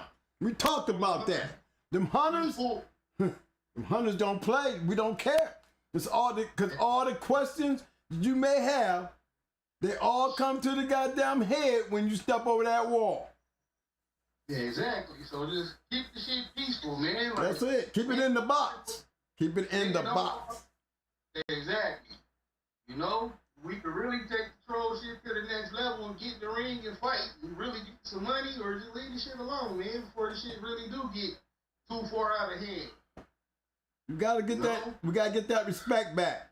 But you got to understand. And see, I could not like him. I'm gonna respect the man and respect his manhood. As long as he ain't no rape or no chomo or nothing like that. No Boca Raton ass nigga. I'm gonna give you a respect as a man, even if I don't like you. Always. Just respect the game. That's all we ask. Respect the game. That's all we asking. Just respect the game. Man, stop that shit. Y'all ain't gonna help that man if something happened to him. You know it. Oh yeah, this gonna be. I told him last week. I said, hey, this ain't nothing. This ain't nothing to be joking about. This shit didn't get. This shit getting serious. Yeah, I'm like, stop. Just leave it alone, okay? You got your channel cracking off troll shit, but you trolling the wrong motherfucker. It ain't even got nothing to do with pot. None of my homeboys or nothing. You done offended a whole bunch of motherfuckers just this year, bro. Like, you know, if you want to pop out and say, oh, boxing his people, you don't know who people that is. You done offended so many motherfuckers. True. That's true. Stop the shit, bro. Like, do you, nigga? Shit, find a lane that you can talk in other than the troll shit. You're not stupid. You know? He can hold the fucking audience, so he got some captivating personality. Just stop talking about the bullshit, man, because the bullshit is only gonna lead to the bullshit, my nigga. And I ain't fucking tripping. I got lawyer money, all that shit. So, what we got to do is we got to get back to bulldogging. Because that's the reason we here. That's right. That's the reason we, like I said, I could have came up here and you would have, let me correct this thing about Fat Bill's thing the other day. First of all, let me just say, hold on. Let me say this. I never need nobody to be in cahoots with. Nobody. Like I said, bro, I live in a country. It's the most dangerous place in the world. I've been there 16 years by myself. I don't need nobody about nothing. Some people like to say, because motherfucker got a college degree, there's some type of way to make a motherfucker soft, man. I'm from the fucking city. With a degree in psychology that I'm proud of, by the way. So when a person try to make like a motherfucker with education, some type of way soft. Bro, you can't be making millions of dollars in the street, and I'm not bragging about that shit, a motherfucking drug, and be a bitch. That just don't go hand in hand. Okay?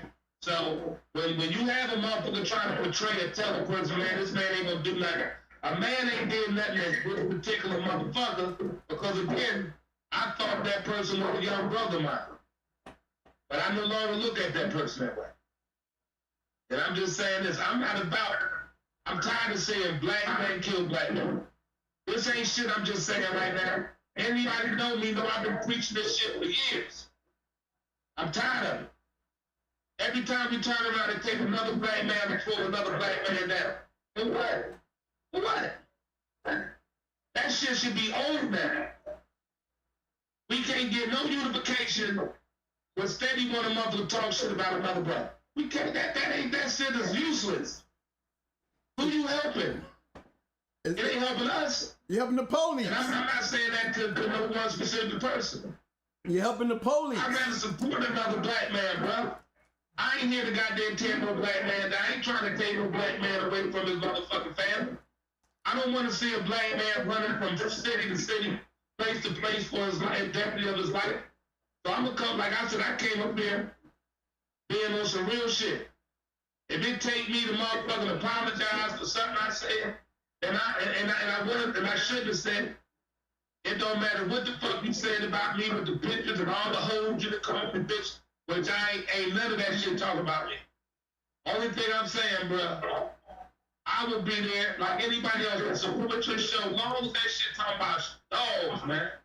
Thank you. Fuck your personal business. There's no reason for me to come up here and talk about you. Your status. Your fucking past. You being for this, that, and the other. But that's irrelevant to a man. Only bitches, only housewife bitches want to sit in a man's fucking joint and keep like bitches talk about another man. Person. A normal man don't even want to go hear that shit. First thing I'm saying, man, I ain't here for that shit. That's real talk, bro. Fuck a motherfucker want to sit up here and listen to a man talk about another man and keep like a bitch. That's a whole ass nigga. For real. To sit in the motherfucking chat and keep. That's some whole ass shit. I grew up in a time when my dad was supposed to be in the house. They might be there for 3 hours and only 2 words spoken. Now we got these feminine ass men that sit up in this motherfucker and can't wait with their popcorn to hear motherfuckers spew lies and Atlanta housewife shit. They don't even want no pussy. They don't want to eat no food. They want to run and hear some bullshit about a man talking about another man. That's whole shit. Where at, man? It needs to stop. Again, I am not against Doug. I didn't use this platform to come talk about it. Now, again, with the Fat Bill shit. Fat Bill asked me, we were testing his sound stream out or whatever. I never knew Mike Lopez was going to be there. I never had no intention to go in there and talk about pro. It just happened when he asked me, did I know it was private? None of that shit. If I got something to say, I'm not running hot to nobody. The fact is, I just wasn't going to come up here and get into no shouting contest and then try to bring another brother down. Again, bro, let's leave shit to dogs, man, and keep it moving, man. We don't need to bring the feds and everybody else to some shit that's already illegal and highlight this shit and put on fire. Amen. Because when the first motherfucker get killed, it's gonna fuck the whole podcast shit up, bro. Everybody going with this bullshit, bro. So we only got one thing, bro, and that's you with that, bro. Let's bring that shit dogs, man. You're intelligent enough, brother, to talk about things that are in the past, and you will still have your power, and you will have the rest of us support you, brother. That's all I'm saying, man. I don't want to see nobody get hurt. I have the fair one that we can get paid off the shit. And it's gonna be gloves in the ref and shit, and we can see who really about that action. You know? You don't want to get to the stepping. I get it, everybody ain't no stepper. But you talking that high power shit, let's line it up. You feel me? Let's all get a bag off the shit. Or shut the fuck up with the shit, man. Goddamn. It's that easy. You actually got a chance to fight for what you believe. Like fisticuffs, old school with it. Get in there and squabble up, nigga.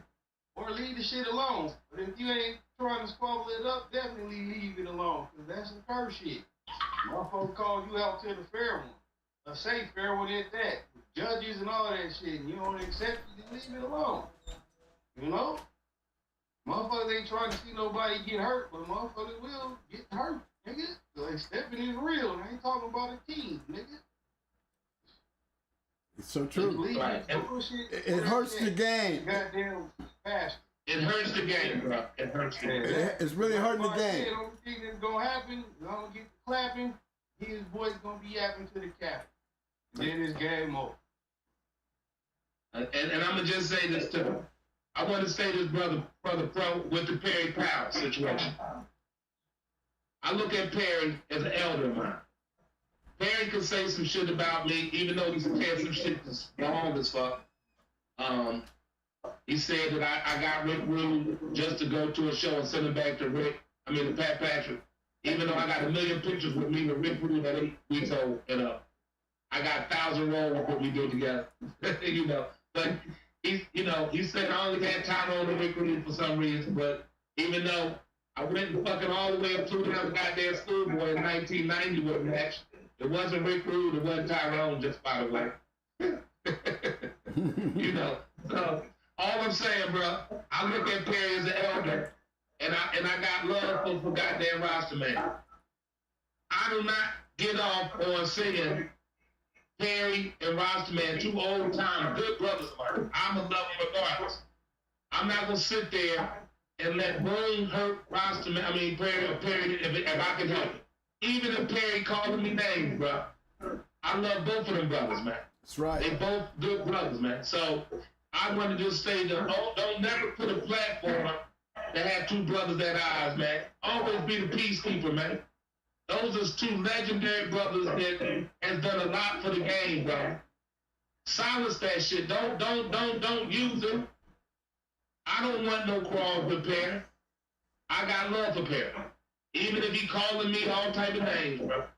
I'm not gonna sit up there and bow down to another brother, man. And again, man, we ain't putting on no Django nigga fights. You feel me? That's all that shit look like to the outside looking in. Goddamn Django nigga fights. The feds watch this shit. They to me it's almost close to snitching, because you're saying things out here that should not be said. Because exactly, when you get into this kind of conflicts, about current shit, I don't even want to know about no current shit. Right. Just bring it up in regular conversation to get a motherfucker crack. That's right. So ain't finna say, "Oh, this nigga shit quick." Hold on, just Saturday, just because a motherfucker called you on the phone and told you, that don't mean jump your ass on YouTube and do it. Like, don't be no crash dummy. YouTube is free in the right amount of trolling to get you paid. If niggas got an issue with anybody, tell their ass to make a page and come up here. Cause them same niggas, again, ain't gonna send your people $1 for your casket or nothing. At all. Last time I checked, just a regular cheap funeral is 13 bands, my nigga. You're Unless right. you wanna get cremated. You feel me? You're right. Them niggas ain't even gonna help pay for that. So just, fuck that shit. Let them niggas come tell their own story if it's some bullshit. Don't be the crash dummy for them. And if you still want to be, that's on you, but don't nobody follow them footsteps. Look, the day of the troll is coming to an end. But don't y'all... 6ix9ine getting shot at, and he got federal security, nigga. But you know what, man? And appreciate that, PD Kennels. Salute to 782. He came in earlier and dropped the super chat. Okay, thank you. Salute to my dear brother. Salute to my big brother, 780 Sports. Thank you, That's right, boy. All day. Hey, goddamn 78 Sports. Nothing but love. Hey, and one other thing, right? I know a lot of people jump on each one of these, and one damn joint is fuck Bach. The next joint, Bach's my man. This shit needs to stop, bro. Anytime, if you ain't fucking with me in the other group, don't fuck with me in this one, is all I'm saying. Just keep it 100. And then I want you to say, what did I do to you? Personally. Most people say fuck Bach never even met me. They took it from somebody else that they would have ridden. Bro, we grown men, bro. Until somebody fuck you up personally for something, don't let nobody swindle you into the hate on another brother. We got enough of that shit, bro. We need to stop that shit. Like, motherfuckers are seeing screenshots of people laughing and talking shit in other chats, and then I see them in our shit or over here laughing it up and cool. Like, come on, man. I used to get mad at that shit, but in my years of wisdom, I learned you can't hold everybody to that man standard to do man shit, man, because everybody wasn't raised to be a man like that, bro. But don't think that we don't see that shit. It's just funny to me, When I see it, that shit is hilarious. Hey, y'all, Pro and Game in the room. Hey, man. Salute, bro. Welcome to the show. Hey, you can say whatever you want to say, man, but to get on there and say, I'm wrong, what am I wrong about? You on the show, here's your chance. You're on my platform. Tell everybody in the room, what am I wrong about? Everybody get your eyeballs on it, because you said, Twin, you wrong. Wrong about what? Okay? See, this is how shit gets started. Because, see, I ain't heard nothing, nobody said bad about you, but you want to say I'm wrong. Now, you get off this platform and you go out there with that dumb shit, then you're going to see me being wrong. Because anybody can come on my platform. I don't pick and choose. These are dog men on this platform. Every goddamn person that's sitting on this goddamn platform right now is a real dog man. So what the fuck am I wrong about? Bakari take the dress off. Did he say Bakari take the dress off? See, hey, I got moderators to handle that shit. You know, if you don't want to be in here doing the right thing, get the fuck out. I'm trying to be nice about it. But you're not going to come in my room and disrespect anybody in this room. Bottom line. These are dog men sitting here tonight. And if you ain't fitting that, get the fuck out. You want to play the game, stay in the game. Did I see Bakari take the dress off?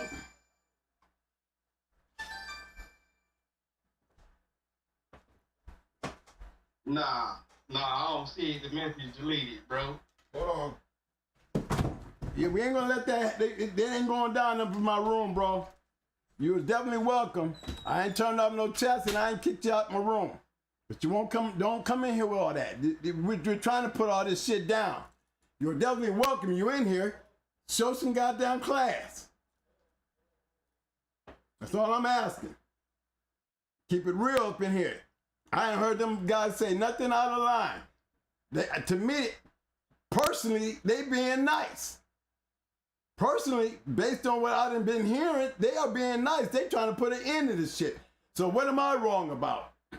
No, you know how I can get wrong, and I ain't trying to be that. I'm right along with these guys. I'm in total agreement with everything they saying because they ain't saying nothing about you. They ain't putting you down.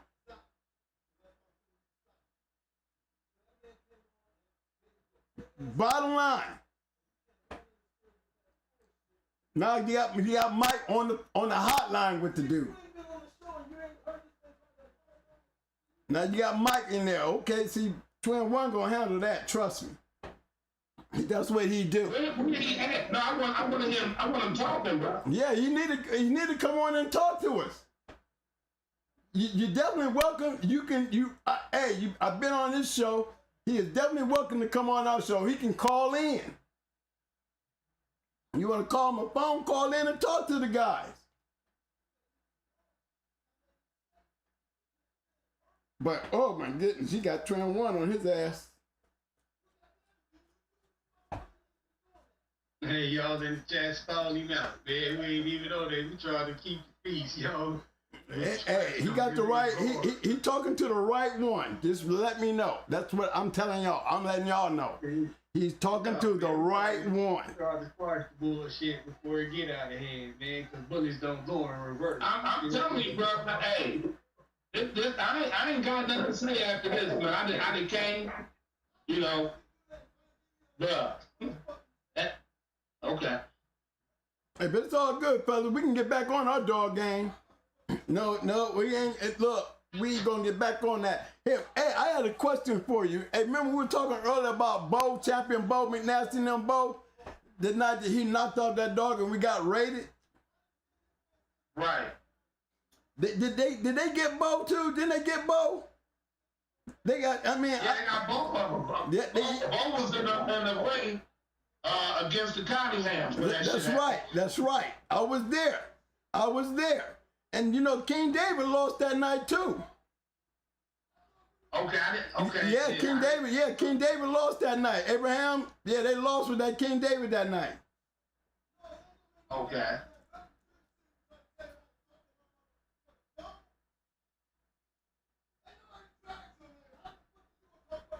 Oh, my brother's in there going the fuck off, y'all. Okay? Because it can get ugly, but it don't need to get ugly. We trying to keep it down. That's a problem about it. It's there. I'm trying to stop the ugly. Bro. You know what I mean? Because my name being shouted out and my people looking for it. Don't be a victim, man. We trying to tell you them. Up here saying shit, you know. Look, you cannot. Look, see, this is what I'm. See, we're talking about one person. I'm gonna tell you, you cannot feed the dragon. You know, he cannot grow unless he's being fed. You know what I'm saying? You cannot feed the dragon. You want to get the smoke out of his ass? Stop feeding his ass. You know, this is for these young guys. Remember, the chat room's got a lot to do with this shit. A lot of this shit. All right? Hell yeah. You know, we doggers. I'm scratching. You know, I always been that way. You know what I'm saying? I give y'all all the props in the world. Okay, because y'all teaching me something. Because me, I'm scratching like my damn dogs. You know what I'm saying? I'm keeping it real with y'all. I ain't afraid of none of that shit. Bring it to me, because I got a lot more guns to be throwing out here. I ain't afraid to, you know what I'm saying? I'm sitting here watching y'all probably put the end to this shit, and I'm following y'all lead. You understand what I mean? Because this thing bigger than this other shit. You know what I mean? But look, when you ain't got nothing, can't do nothing, we can't put him in there in a box where he can stand there and be a dog man and put all this shit to rest where we need to be putting it to rest at. You know what I'm saying? Then you got a person just dangling around out there, just throwing shit on everybody. Now imagine, can you imagine that shit getting down into the basement, man? Could you imagine won't none of y'all niggas be safe? Won't nobody be safe with that shit? Giving a person that kind of platform to just come out and say any motherfucking thing about anybody. Right. That is some bullshit. The fucked up shit, twin. I didn't come out here with none of these receipts, bro. I ain't said nothing. I ain't came up this man to down this dude. And none of that shit. Nothing. I came up here to apologize to you, bro. But I ain't gonna be sitting up here with no more of this bullshit, bro. I'm be honest. I tried to, do the big shit, but I'm not gonna have nobody keep this. And then so when shit go down, I'm just saying I don't want motherfuckers calling my name. Nobody came from Bob. You understand? That's right. All I'm gonna say is there's a lot of motherfuckers don't like a lot of shit, bro. And I'm trying to keep these motherfuckers from doing some shit, bro. But I ain't the only motherfucker trying to get at you, bro. And you know that, twin. I know that. That's what I'm saying. Like, just the past 90 days, how many people did he offend who got people that don't take light to offensive shit? Well, I mean, there's a lot of guys out there that just causing the man dangerous to the game. That's Exactly. what they're saying. Another aspect. It's still some cats who go by the rule of you a rat or a possible rat. You gotta get the rat trap. But that's the truth. It's the truth. It is what it is. You don't try to hide that shit under the motherfucking cloth. You know what I'm saying? Exactly. If you know what you did, you know who you are, you know what you did. Don't think because you got all this goddamn mouth that it's gonna avoid out the fact what you did. It is what it is. Now I could have been a real asshole and really show you what wrong is. You don't go walk into our room and try to disrespect somebody on my damn show.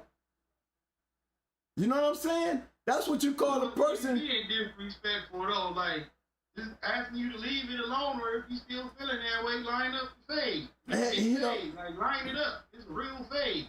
Look, you all need to leave with about 10 bands. Look. 60-day promotion and an 8-week keep, nigga. It's gonna be promoted.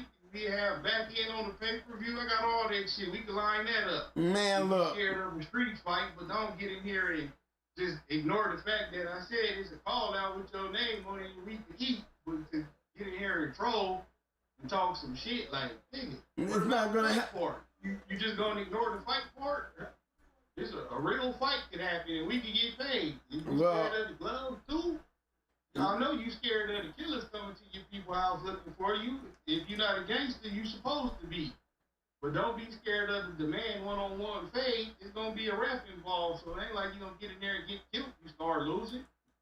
We game checking humans. Fuck the dogs. Let's see who really game. Human form. But see, you can't drag a cur into a fight, bro. Yeah, you damn sure can't make them scratch. Damn right. Trust me, I didn't try. And that's how I'm gonna put it. And that's how I'm gonna put it. They'll sit there on the goddamn chain. They'll sit there on the goddamn chain, and you think you sitting up there with goddamn a Jeep. As soon as you cut that motherfucker loose, you slap his ass across the head, that motherfucker ain't budging. He ain't coming out of that corner. He ain't coming out of that corner. He telling you to put him back on the chain and let me continue barking that shit. Check, hold on, can I say something? Hey, Ball D.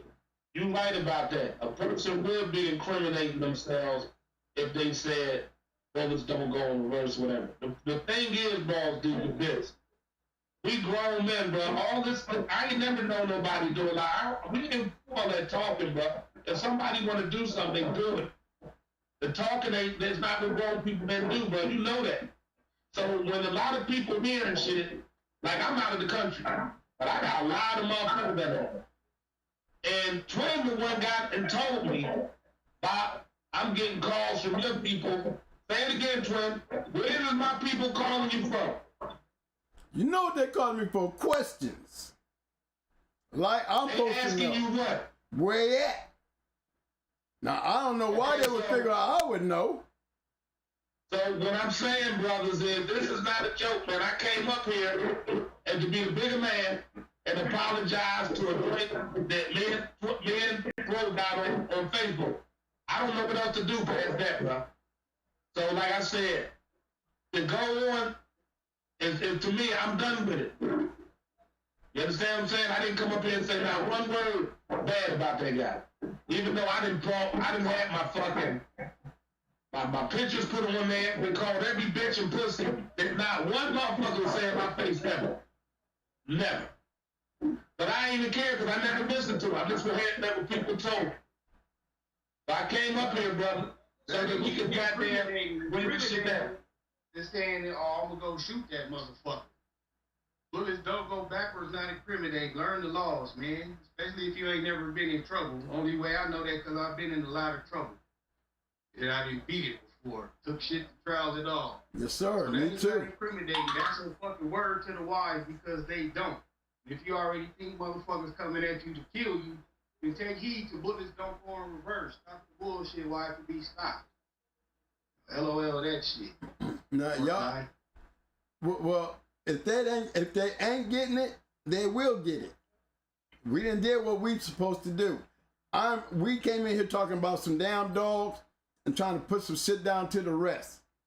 You know, this is my show. And my show said, I got real dog man on this show. I done pulled up champions, showed them grand champions. Y'all sitting up there listening to this. Don't make me say, I'm gonna call him pro. I was gonna call him something else. But I'm gonna be nice because y'all being nice. He said he apologized. Okay, thank you. Thank you. Thank you. We ain't come up here to be on the bullshit. Like, We ain't trying to be on that. We're gonna do that. Like, Hit bus. we're trying to squash the shit before it get out of hand. Cause I don't know That's all wrong. shit can get out of hand. It's almost at that out of hand. Hey, he did apologize, guys. So let's keep it like that. He apologized. He apologized to you, Twin. He Hey, apologized to Mike. He's apologizing for everything. He said he's apologizing to everything. Well, he's still in the room. He can apologize. Well, apology accepted. We'll accept the apology. Right. That's it. Yeah. We don't mind that shit. We wanted to be apology so we can leave it alone. Right. If you really still want it, the bag is still available if you really want to fight for it. Well, with the apology, let's hope that shit is squashed that. Hey, I'm with it. You feel me? With the apology is only good as you make it. You know what I'm saying? Like I said, bro, let me just say this. I'm going to say it again. I came up here because I'm getting a lot of motherfuckers that's on me that want to do a lot of shit. I'm not going to promote me having a brother killed over some of the shit that's going on out here. To me, this shit petty than a motherfucker. To even have a motherfucker killed over. It is. The person could say, bro, I don't think this person will do. I don't have to say, hey, so-and-so, don't fuck this person up.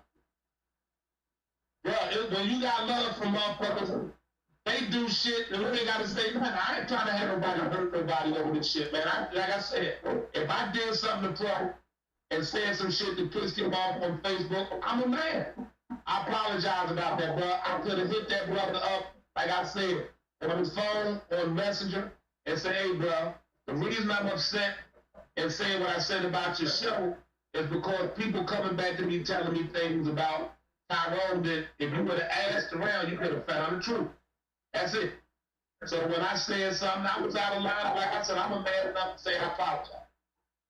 But like I said, I'm always going to be a man first. You know what I mean? So I'm going to try to respect everybody because I want to be respectful. I don't want nobody to get fucked up over this shit here, bro. It ain't worth it. And again, we don't need to bring no motherfucking police to something that's already, they already don't like because it's illegal dogfight. Even though we're not talking about nothing in the present, we talking about old shit. But we don't need to make this whole motherfucking internet hot. You understand? This shit is already hot. So, you know, we don't need to bring no more fucking shining eyes to this motherfucker. Sure. Having a motherfucking Trump did what was a regular, you know, local police shit, now it's a federal crime. Yes, sir. So let's just be careful about what motherfuckers are saying. That's all I'm saying. Let's keep that shit sweet. About the dogs. Yeah, man, and you were right. You are right, and I'm glad that I'm glad we're all on here together, thinking this shit should get better. It shouldn't be getting worse. So let's get this. It should be getting better now. Okay, fellas. Okay, fellas, that's what I'm talking about. Yeah. I'm ready to get back to the dogs, but hold on, I got one thing to say to my chat. I sit back and I'm watching a whole lot of people like they try to make an issue when we're trying to get rid of an issue. So should nobody get mad if I find that person who's trying to make an issue in this room, because we're going to have a public problem, fellas. Moderators, do your jobs. Moderators, I'm telling you, dude. if I see an instigator in here, y'all better get to him before I get to him. Because I don't want to publicly put him on blast on this damn video. Now y'all been told. You've been warned. Moderators, don't even be nice. Just kick their ass Kick him out the room. Who's saying something? Nobody. Well, I'm giving pre-warnings. Yeah, it's cool. Now we can get back to the dogs. Yes, sir. That's what we was doing anyway. I don't understand why we had to get to this point right here anyway. See? Exactly. That don't make no damn sense, especially up in this damn spot here. I got two goddamn legendary dog men up in here sitting in here with me. This is what y'all been waiting on. What y'all thought we were gonna do? Come up in here clowning and shit? No, we are dog men. We are dog men. That's all we want to do. We want to preach the game and play the game. You know what I'm saying? If y'all ain't trying to do that, y'all in the wrong room, fellas. That's not what we come in here for today. We came in here talking about Tyrone shit. I'm hoping that he made himself clear to his boy over there. Because to me, all he did was give up receipts. And he sure gave us receipts. For whatever bullshit was going on, the man put up receipts. And I ain't heard nobody yet refute anything he said. Please do while I'm here. Yeah, he's right here in the room. I'm right here. Y'all can ask him anything you want to. He done already refuted what y'all thought y'all heard. So y'all got questions, ask him good ass questions. Treat the man like a dog, man. He ain't in here for nothing more than that. Keep it real. Keep it respectful. And understand that this dog game needs better ethics. And in this room, we're gonna show you that. You're gonna get the respect to these guys that are in this room. So it's all good, man. Let's continue having fucking fun. I'm still trying to figure out how your ass, BAKARI, how did your ass get into this red boy shit with the cross with the Patrick? That's what I'm trying to figure out. What made you do that? Okay, now check this out, right? Check this out, right? So, you know, I'm always talking about red boy shit. And then, you know, when people will go back and find certain dogs around, they be like, wow, I feel a lot of G red boy shit you got, you know what I mean? And then I'll be like, shh, You know, because I talk shit about the Red Bull. But at the same time, every one of the dog lines is good, man. It's just about how you cross them. You know, ain't no one line better than, ain't so much better than another, but it's just how the blend you put on. Okay, here we go. We got Dreadlock. He said, okay, boy, you kind of answered my question earlier, except there is a reason you never went back to the Toby blood with your blood. No. Oh, I'm sorry, brother Dreadlock. Well, that's not true, brother. I got a dog right now that was taken back. Matter of fact, I had to give that credit to Medicine Man on that part. He went and took a bitch and bred that to Mayweather. We took that bitch right there and bred that to Flesh and back to Flesh. Damn. So we did go. You know, that was went back. You know what I'm saying? And plus, I did it with another bitch too. So yeah, we went back there, but it's been done.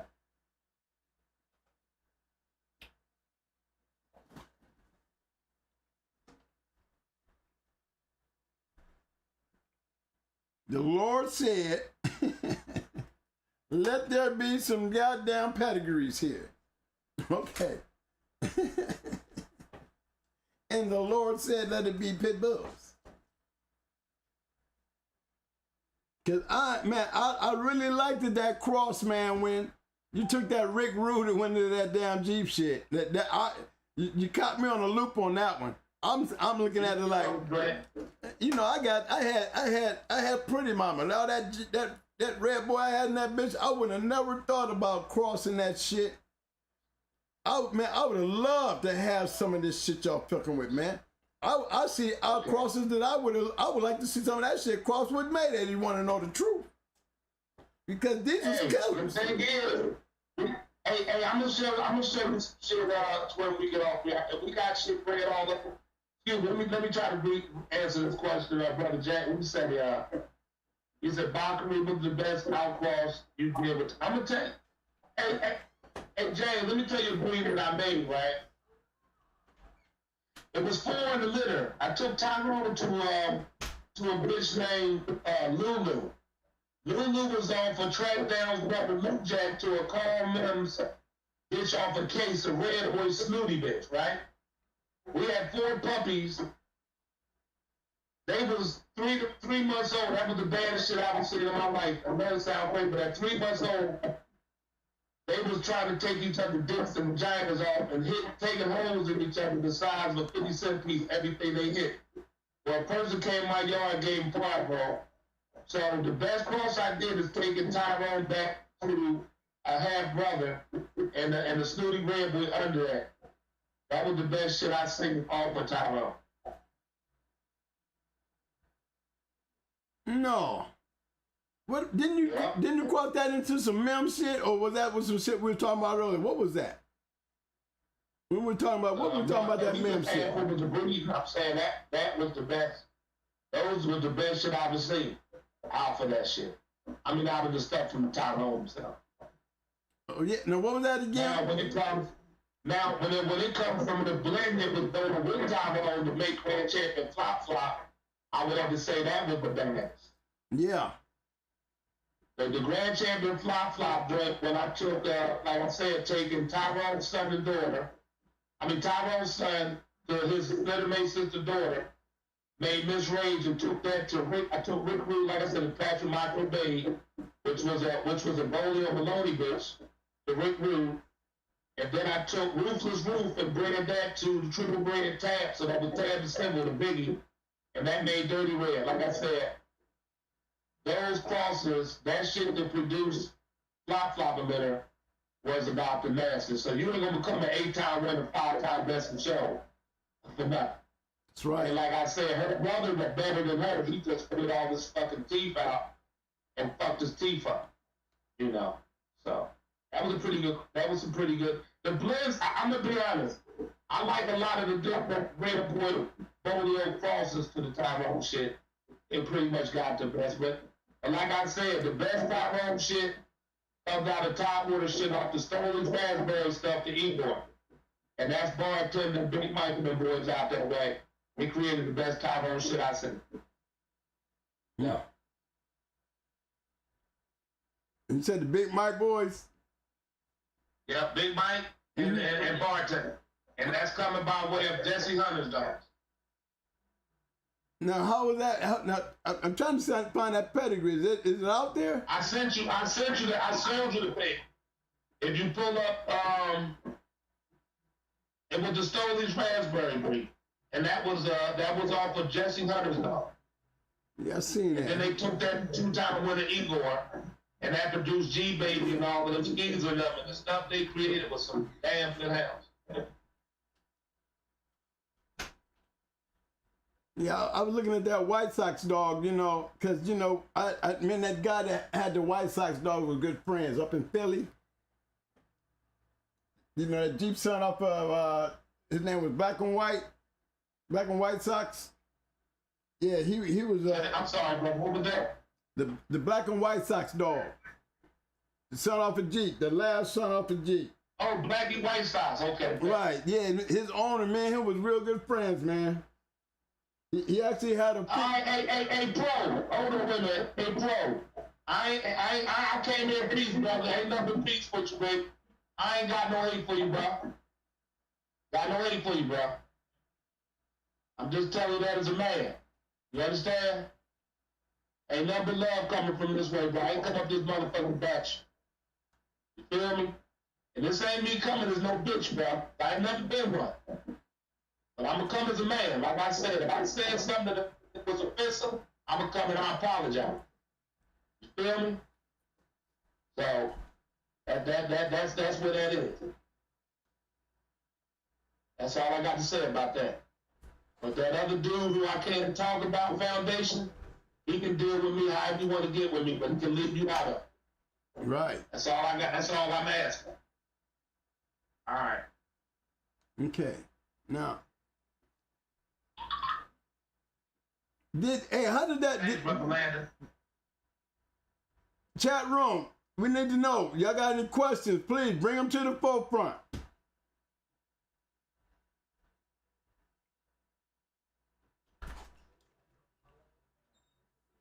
Y'all seeing anything out there, fellas? Y'all be free. That Red Bobby question.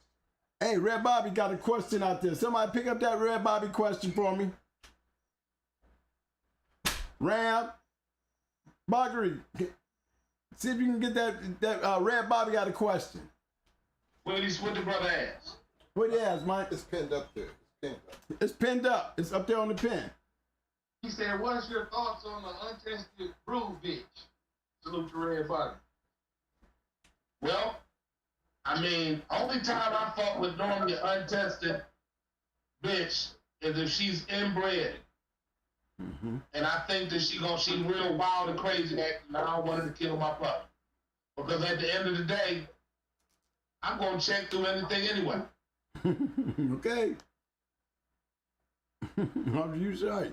We gonna check you, bitch. Man, y'all be surprised how many untested brood dogs is in the pedigrees right now, or some of the favorites, the best dogs out right now. Everybody ain't doing that shit, contrary to popular belief, you know? So yeah, if you doing that, that's why it's important to always test. Whatever you get and breed. If you keeping a whole litter or getting dogs off of it, test that shit. Even if the parents is testing, still test. That's true. The only way to get to the good dogs. You get the dogs I sent you, twin, I text to you. No, you sent, I got the package, but I didn't get the pedigrees. And then you telling me don't put them up, so I don't know what you want me to do with them. I think you can read them, I just ain't want you to say the names, because some people still got the dogs, and I don't know if they still active or not with them, so I ain't want to blast them out there. Right. But yeah, you can look at them shits, and there was not no staff, nothing in there. You feel me? The staff to the end was just me being a narcissistic asshole and taking my weakest shit, beating on your best shit with it, because I was that good. That's all that. Okay, let's talk about your that good conditioning then. Let's talk about your conditioning then. Let's go. Okay, what do you? Okay, I got a question here, guys, on the pen. Landon Hill, Bark, here's the question. Did you ever get anything off a flip-flop? You said she was off 2 curves. It was flop. Okay, flop. That was my fault. Flop. Okay, flop. You said she was off of 2 curves, and one wanted to know if anything came about. Well, to be honest with you, Boot Camp Click that got them from us. They bred it to a champion. They had a few puppies, but Katrina, Flop, and the puppies died. Ooh. Bob. And they drowned. Hey, Bob. Yeah. Bob, you know I've been beating your name up all night, man. You know I'm gonna say, Bob, I'm sorry.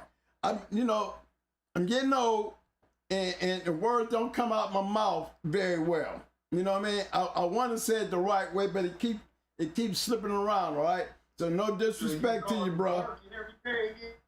I know, man. Tonight, I called you BAKARI all last night, man, and all day today, man. And then I get on the damn show, man, and beat your shit up, man, and I feel ashamed, okay? So I got to apologize to you, big bro. Okay, we got another question. William McNeil asked, did he cross Tyrone to the Mem stuff? That's what I had just said. I told you that was the one that had got Barbara and got fucked up. Oh, that was them rough ass puppies then. Exactly, correct. Okay. I bet you that was a good one. It was. Now, who did you cross it with? That's what I said. I crossed that into Frankdale, which was Tyrone's half brother, had the same dad. It was bred off of Lou Jack, his brother, bred to a Mem's bitch. Then I bred Tyrone to his half brother's daughter. And that's what created them. But all of them died, apart of them. It was like 3 to 4 months old. Whoa. I want you to address this question right here. And let me just say this while I'm up there. I didn't give an apology. If my apology ain't accepted, then let me know. You know what I'm saying? I just said it twice. I didn't get no feedback on it. Yeah, Like I said, I'm up here. It said God bless. He did. He said the chat. He said the chat. Oh, okay. I said it to the pro himself. Okay. You understand? So that's all I'm saying. Oh yeah, well the chat room, look, I got moderators out there. Moderators don't understand that this man has been apologized to. He ain't saying, I got it. he ain't, he Proden said his piece. Now, when it comes to the chat room, you already know how I feel about the chat room. I expect everybody to be respectful. And this is why I got all these moderators here, because we don't have to put up with none of that shit. We're enjoying ourselves talking about dogs. No. It's nothing to do with the chat. What I'm saying to you is, I came in here and I spoke to who I wanted to speak to in terms of what I didn't like, and I can't apologize about something where they asked why did all this shit start. You understand? Right. So if I apologize, the man either accepted or rejected. But if I say it twice, then they'll be like, okay, I accept, or okay, I got you, we good, or whatever. Then you understand? Right. That's how I would do it. So if a man say, hey, Bach, I apologize, then if I feel like he's sincere, man, that shit dead. Got you. You feel me? Right. I thought it was. I can't speak for everybody outside of him. I'm not saying, hey, twin, if I say I apologize to you, you ain't gonna say you apologize to everybody. Everybody cool. Right. I You said just it to apologizing to me. Right. Right. I said it distinctly. I didn't say it to the chat before everybody, because I had spoken, came in here and apologized to one man. I didn't apologize to a group of people. That's right. I heard you. And I hope he heard you. I hope he heard you. Right. I heard you. Right. We don't. That's good enough for me. Hey, Bob. Yeah. I want you to know this. You know, I talked to Pearl on the phone, right? And when he made that, he said, "My apologies, twins, for real, bro.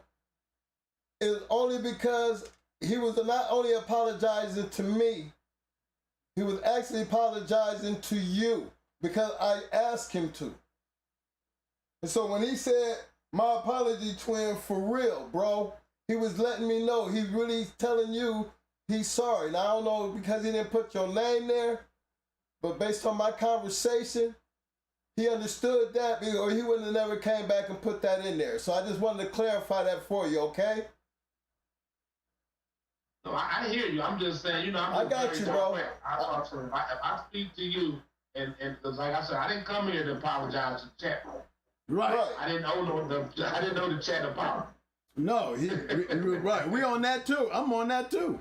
I understand. Right. I just thought I'd just throw that out there. All I'm just saying is, like I said, being a man, if a person say to me, "Hey Bob, why y'all roofing?" and it has something to do with what I done, and like I said, and I'm like, well, you know, I did say something. I didn't mean it to be like this. But if a brother, like I said, if you touch a motherfucker and they got your hand got no reason putting your hand on somebody, and they punch the fuck out of you, you can't tell them how to respond. That's what I'm saying. So I can't be mad at bro for responding however you want to respond. I respect that. You feel me? That's right. Because I initially said something on Facebook. You feel me? So I can't be mad whatever you say after that because I was the one who initiated that situation. You feel me? Even though I didn't feel like I never disrespected him, I just had said I didn't think the show was talking about right content when it was talking about incorrect stuff dealing with something that got to do with me. And I stand on that part. But what I'm saying is, it was a better way for me as a man to go about that and say that to that brother without it being disrespectful in any type of way. You understand? So that's all I'm saying. But it is what it is. You know, like I said, I'm here again, and I'm going to tell all my people. That's why I'm on here and on phone. They leave that shit alone. You know what I mean? Yeah, I'm with you. Just chill, because I'm cool. I'm cool anyway. I ain't never heard shit anyway to begin with. But I'm just telling them I don't want nothing. I don't want no harm to that man or his family. Like I said, I'm tired of seeing brothers die for some bullshit. That's all I'm saying, bro. I'm at that. But anyway, my bad to the chat. Hold on. Somebody asked. Hold on, Bach. I want to ask. I got this situation here. Read what Bridge City wrote. Ask him what Bridge City. What did he consider the fast lane? Okay, Bridge City, this is for you, Bob. Bridge City Kennels says, Bob, give us a few rundowns on who you went into and let us know if it was fast lane. I'm sorry, say that again. He wanted to know, is it, give us a quick rundown on the dogs that you used and who did you go into with them dogs? In the fast lane. And were they fast lane dogs? Nobody that still might be active though. That was kind of a tricky question. Yeah, right. That's why. That's why. Right. No, right. And we're gonna keep it in the historical note. Once it becomes part of the past, then it can be 25 years ago. Okay, wait a minute.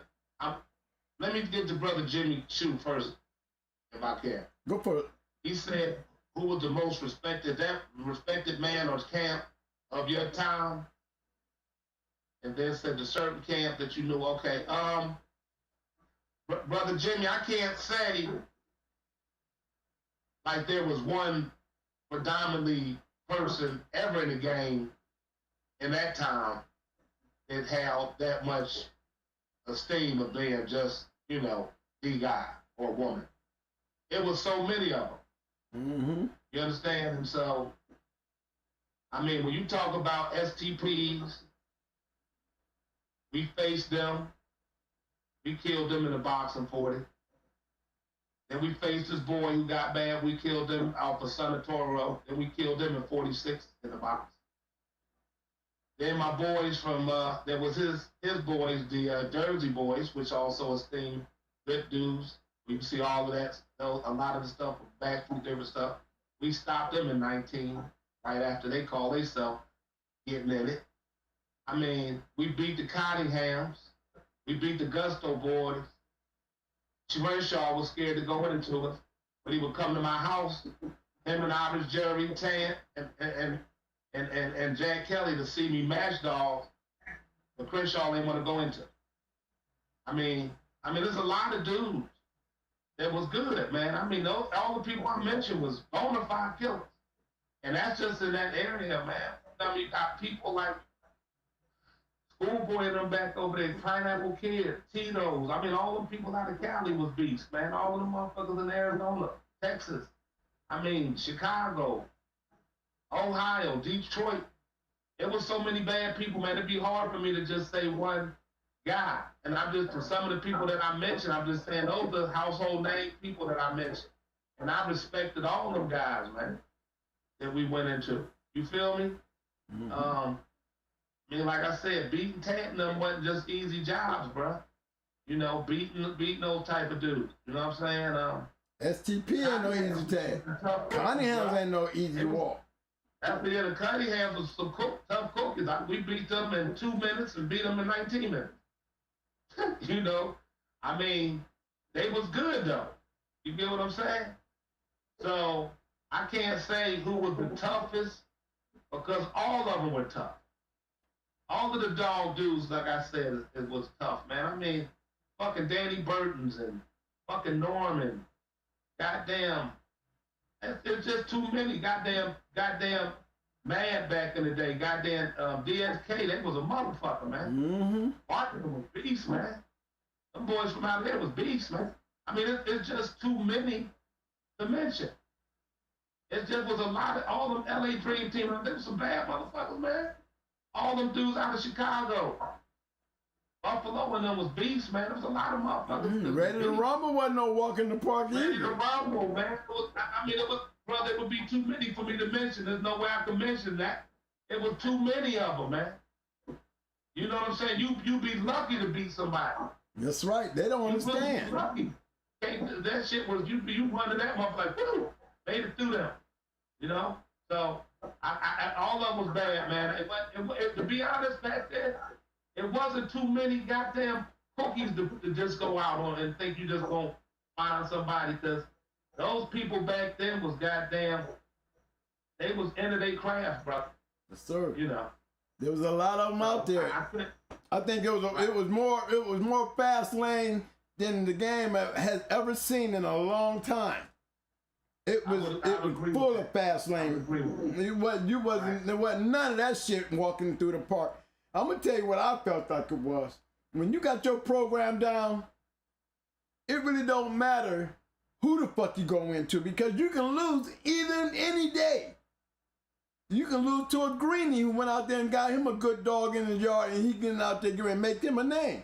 Them the ones you worry about. And none of that shit. One time I was a young buck. That's like when we was green. When we was green getting out there. Didn't nobody know who the fuck we was. You know what I'm saying? Shit, Jack had to call Storm and Norman to get our information to give us our championship. You hear what I'm saying? See, I never recorded with Jack. Jack didn't even know who the fuck I was. I started popping up and being referees and doing these shows, and then all of a sudden, I get a call from him and he say, Norman, Storm and Norman gave me your number and I wanted to call you personally to get your information for them two bitches you got, Champion the Brat and Champion Pretty Mama. And he said, you know what? I told y'all when I put, what was his name, Tommy Boy on the cover. He apologized. He said, when I put Tommy Boy on the cover, and I told everybody that was her roughest and hardest match, number 5. I put y'all kennel name in there wrong. He put in there, Going Right Kennels. He said he had no idea that it was me that he's talking to, You know what I mean? It was me talking to now. He did not have no idea that these two people that he thought was two different kennels was one kennel. Brat's mama is the bitch that went in the Tommy Boy, and why Jack literally told us back then that he was gonna put her in there with Tommy Boy because he heard about the match. He said he hoped he learned something behind it because the way we travel. You know what I mean? The way we travel, but the way that bitch went in there and got on Tommy Boy, man. You look on Tommy Boy's cover on the journal. Look what you say inside when they talk about her. You're gonna see Going Hard Kennels there. It might not be the right way, but it's Going Hard Kennels. And it was Brad's mom. Y'all was doing y'all thing and acting back then, baby. Y'all was getting it in. We was getting it in. Hey, we was listen, Mr. T, he said, hey Bob, I want you to come down and meet my boys, the twins in Akron, right? They got a nice place. This was like in 91, I think. He was like, these some cool ass dudes, but I was hearing y'all worked out that motherfucker, you know what I mean? So, right. Because, you know, Greg and Mr. T were talking good about you. So, we were supposed to do Boss Man. He was going to do Boss Man on the card with y'all. I was supposed to bring two down there, but they were trying to get the weights together. And we were supposed to be coming with 200 dudes who wanted to do like 6 on the card. And, you know, and you know, at that time, you know, 10, and they want to make sure ain't nobody was coming no less than $20 and up. Right. You know. So we was making sure we had the right people with us, you know, to do it. And I'm sorry, we never made it that way, man. God damn. Because I've been wanting to get down there to meet you and your brother do something that way, man. Because I heard so much good things about y'all, bro. You know. Well, look how long ago that was, Bob. Yeah, bro. It was. And one other thing, excuse me, if I can answer. No, I never used the Monster Band stuff, Brother Coach Blue. And I would have loved to put some of the stuff with my pals and stuff, you know, because I like the way that Monster Band stuff was put together. But what they were doing a lot down in Jacksonville and Florida, it was taking a lot to the Boyles crosses, to that stuff. Hold on, did I ever mess with, okay. No, I never made it to Kansas, never made it to Missouri and did anything that way. Would have loved to got that way, man. They had a lot of good dogs that way, you know. Would have loved to make it, but I never made it that way.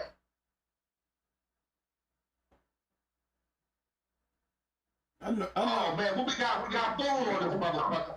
No, Boone in the room. We got him there, James Henson. Hey, what's up, Boone? What's up, Boone? He got a Roster question. man. Shout out, Roster Man. He got a question. He got a question. Did they get it? Hey. Did y'all get it? Go ahead.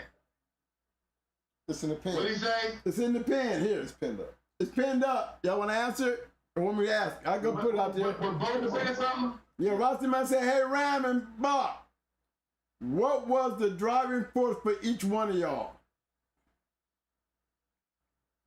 The driving force? Yeah. Trying to understand the question what the brother got. What was the driving force that had y'all going with these dogs? Oh my God. The will to fucking win. For real. Hey, the will to win against the best of the best. That's it. And Roster Man, I ain't just saying this, ain't no dick riders here. Roster Man, he really gave me a nice ass way, him and Mr. T both. When, you know, they showed you when you came in the game, if you ain't trying to go into the best, you ain't shit. You right. So, and that's the only shit that they was going, so, you know, we just followed suit. If you wasn't going after the biggest dogs and the best names, camps, you know, you wasn't getting no brownie points. You understand? Right. You see me? Yeah, You see me? I ran to Puerto Rico going into a 4-time winner with a first-time outdoor. That's right. There you go. Much props, baby. Much props. Legion of Doom. We went into the Legion of Doom. They came down there with us. Oh, you know, I want to answer this question right here, Bo. Now, you know Bill, my boy, right? Bill said, when we talked about the tornado shit, Right. he said, I know you told me that Ken Allen, great Ken Allen, may rest in peace, he didn't want to go into Lady Stone. I did, brother Fat Bill said that's bullshit. Can you tell us if that's true or not?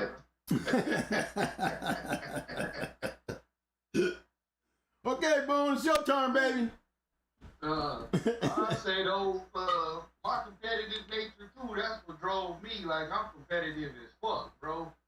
I'll pitch pennies with you right now. We can pitch them to see who get closest to the line, the wall, whatever. I'm competitive like that, man. But I'm not a dickhead competitor. Like, I just want to compete against the best so I can test where I'm at. And that's the only way I was able to see, once I got to become the best at what I was doing. And you see, I wasn't the best ever, but you see that's just some of my record I sent you. You see all them wins and 7 champions, all of that shit, bro. Mm-hmm. All that shit don't mean nothing, because I still wanted to make a fucking grand champ and all that just because I like to compete. You feel me? Yes, sir. So all the wins in the rows and all that shit don't mean nothing at all to me. I just like to compete, man. Win or lose. Never had no draws. Because either you finna kill me, I'm gonna realize I'm too far behind and pick up, or I'm gonna kill you, or you gonna pick up. So, and that's always been. I'm like that with everything. That's why I race cars right now and shit. I'm gonna tell you one of the good matches that I saw one time. I seen when Robert T beat what was his name? What was his name? It was a great match though. It was Robert T against champion Marcel, some shit. I know it was March something. Rusty Man might know who I'm talking about. But Robert T, was it Robert T Jr.? I think it was Robert T. Went like almost an hour and 46. Migraine. Robert T and Migraine. That was a hell of a match, bro. I seen Robert T and Migraine. These was 2 badass champions, man. Then I seen New York. He was a killer. Then he came back with his son, New York Jr. Let me tell you what. I've been around a lot of great dog men, and I'm gonna tell you what made me so good. Them. That's all I can say. Them. When you see what kind of dogs they was bringing, you know what you want to go in your yard and be feeding. You know what I'm saying? I mean, when you see a dog like Tyrone, and you might not never seen a real bulldog in your life, but if you ever stood there and you watched Tyrone win 1, 2, and 3, and you go home and you look on your yard and you don't see a Tyrone out there, you need to clean up all that shit, either give it away or get rid of it. See, that's what I'm saying. I've seen so many great dogs that I went home, and when I started looking at my shit, I'm telling you what happened. I wanted dogs that I could win with just like my mentors. When you see dogs like Queen of Heart, when you sitting up there having the opportunity to go into people like me, Legion of Doom, Caribbean Kennels, come on, man. Yeah. I felt like I was McNasty and Abrahams and Nate and all of them. I felt great out there, bro. And they were proud of me. You know how you get your little son and he go out there and run a touchdown and you be so proud of him? You know, that's how them dudes was showing me and Mike love when we started smacking on that ass, bro. That's right. They gonna give you the love, man, because we wasn't hard-headed. We wasn't trying to be bigger and better than them. We just wanted to beat them. And believe me, when I walked out of my yard and shoveled up shit, if it was some shit that I was shoveling up and I had a question mark to that motherfucker, that was that day I was saying, this is gonna be the last day I shovel this dog shit right here. Tomorrow we getting up in the morning go check this motherfucker. You know what I'm saying? Right. And I meant that. Man, I started off with 120 dogs on Saturday, and by Monday, I was down to 80. Hey, it get easy to happen, twin. Yes, it will. A whole lot of pretenders be sitting around that motherfucker. Man, look, that shit was for real. Cause I wanted to be hard to beat. That's all I wanted. You know, I wanted to be harder than McNasty. I wanted to be harder than the Abrahams. I wanted to be harder than Stone City. I wanted to be harder than Ready to Rumble. I wanted to be harder than Big Ralph. Because if I can't go into them because of the respect that I have for them, you know what I'm saying? Well, at least try to be like them. You know what I'm saying? And you ain't gonna be like that running your mouth. You gotta have a bulldog. And if you don't know how to bring a bulldog off your yard, then you ain't got no business in the game. You got to be able to bring that dog off your yard. About Puerto Rico. Puerto Rico ain't never hard. That's right. What's it? Who said what's up? Down here. Was Puerto Rico an easy place to win? Was it an easy place to win? Answer that question. Look, man. His name, that's the Dazzling Diva. Dazzling Diva. Puerto Rico got enough damn champions coming out of there. If it don't be for Puerto Rico, y'all wouldn't even have that Macho Buck shit. You wouldn't have that Stone City Yellow Buck. You wouldn't have champion Miss Nico. You wouldn't have champion Nico Jr. You wouldn't have goddamn grand champion Onyx. These are all Puerto Rico dogs. Them Puerto Ricans do not be bullshitting. They don't mind. None of them islands. None of them damn islands. None of them. Jamaica, goddamn. DI. None of them goddamn Haiti. None of them. Don't The Dominicans, man, look, I seen a dog get his whole face ripped off from his gums. The nose was flat back between his eyes, and that son of a bitch was scratching at 230. That's right. We was in the Dominican Republic. When I seen that shit. I ain't never seen no shit like that, bro. I mean, his motherfucking nose was not even connected to his gums no more, bro. I ain't never seen no, man, this shit was so gory. But I swear to God, that motherfucker scratched like a motherfucker to the bitter end. He won. That's right. He won. See, that's the kind of shit that made me come home and say, this is the kind of shit that's gonna take me to be a motherfucking badass kennel. I am not caring going hard for no fucking, it's because it's a pretty name. I wanted to live up to the name of my kennel. You know what I'm saying? You know, and they laughed at it. They laughed at me. They laughed at me. Coming up, they did laugh at me. Ken, you ain't going hard. You ain't no going hard. Okay. When I start slapping them dogs around, they start knowing them twins. Everybody start talking in. But then they all can take credit. Mr. T can take credit. Abrahams can take credit. Big Rock can take credit. Street Sweeper and them boys, what was his name? Grave Digger and them boys can take credit. Man, them dudes swept a nigga like me up in there, man, and I was getting passed around like a hoe. I swear to God, bro, in the dog game. I got passed around to all these dog man, and every one of them had something to inject me with. Every one of them had something to show me. And the thing about it, I didn't get a dog off of none of their yards. Never bought a dog from none of them. Never had to buy one. They would have been willing to give them to me. You know why I wanted? I wanted to have my own strain like them. And that's no bullshit. I wanted to have my own strain like them. Because they was matching dogs, man, on a regular basis. And these dudes was not hard to beat. It would be, I mean, we was going into Ricky Jones when I thought Ricky Jones was great. Man, we packed up and went down to Ricky Jones and he turned into a soft spot for us, bro. We was beating the shit out of Ricky. I'm talking about there's a couple guys up in the Akron who went down there and beat Ricky Jones. A couple of them. And you know, it seems like when you start using high caliber fast lane dogs that you can go anywhere with and win, then you saying something. It's not an easy task to do.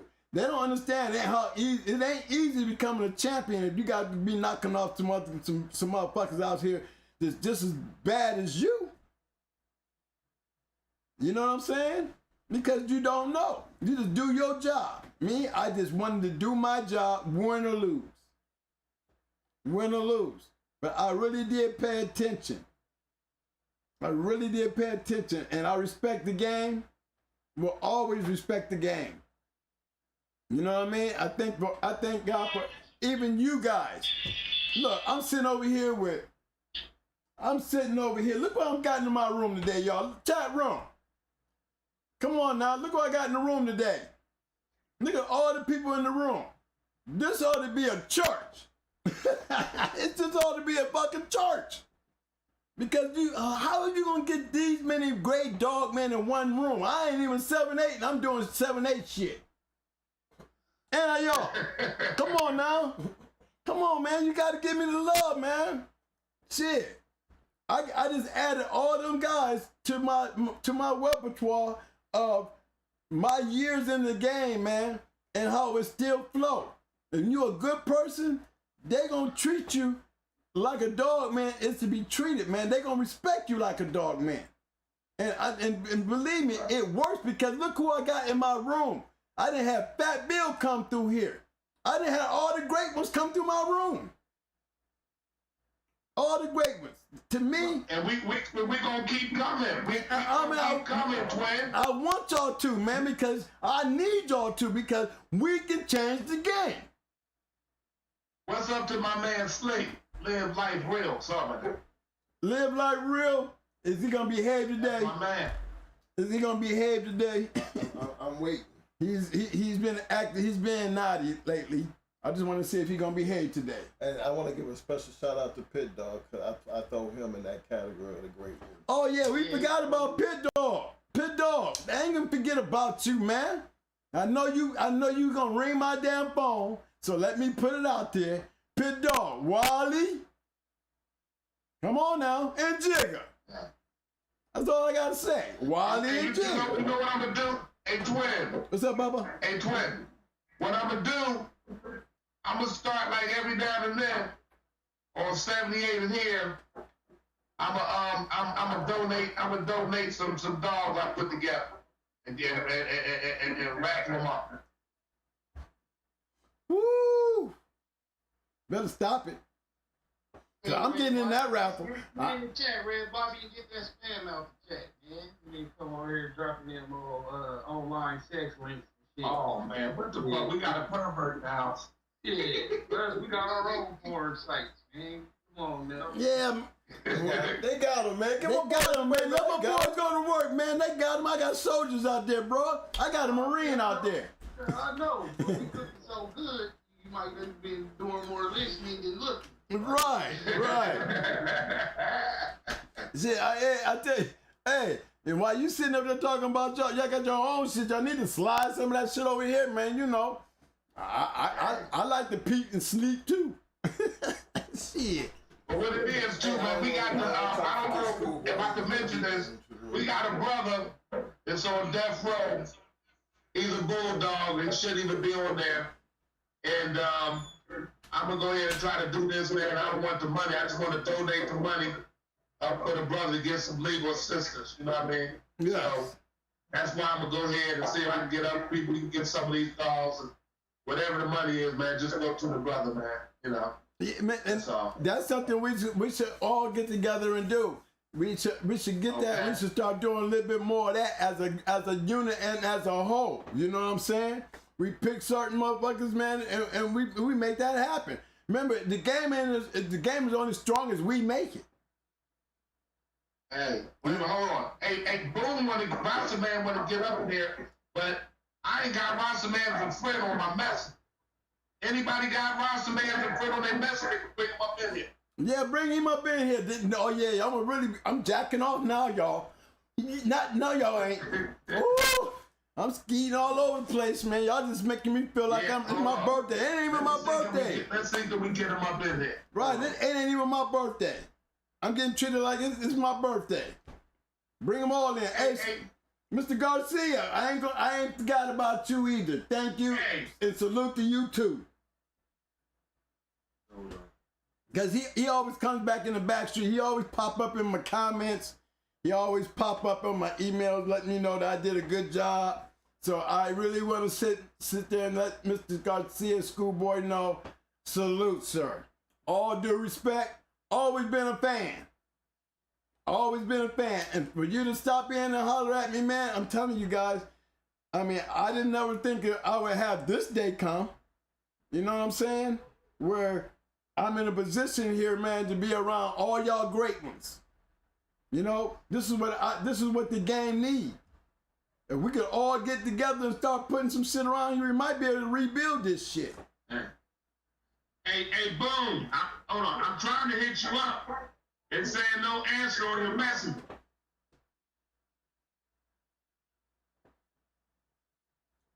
If you can tell Boom, we're trying to hit him. Well, he should be able to hear us, right? Mr. Rossi, man, we're trying to get you in here. I sent him a joint, but it say no answer. We might have to ping him, man. On his messenger. Don't give up, though. What Kevin on 78 got a hook up, they were with Cash App and him, and he had the drink to send to the brother.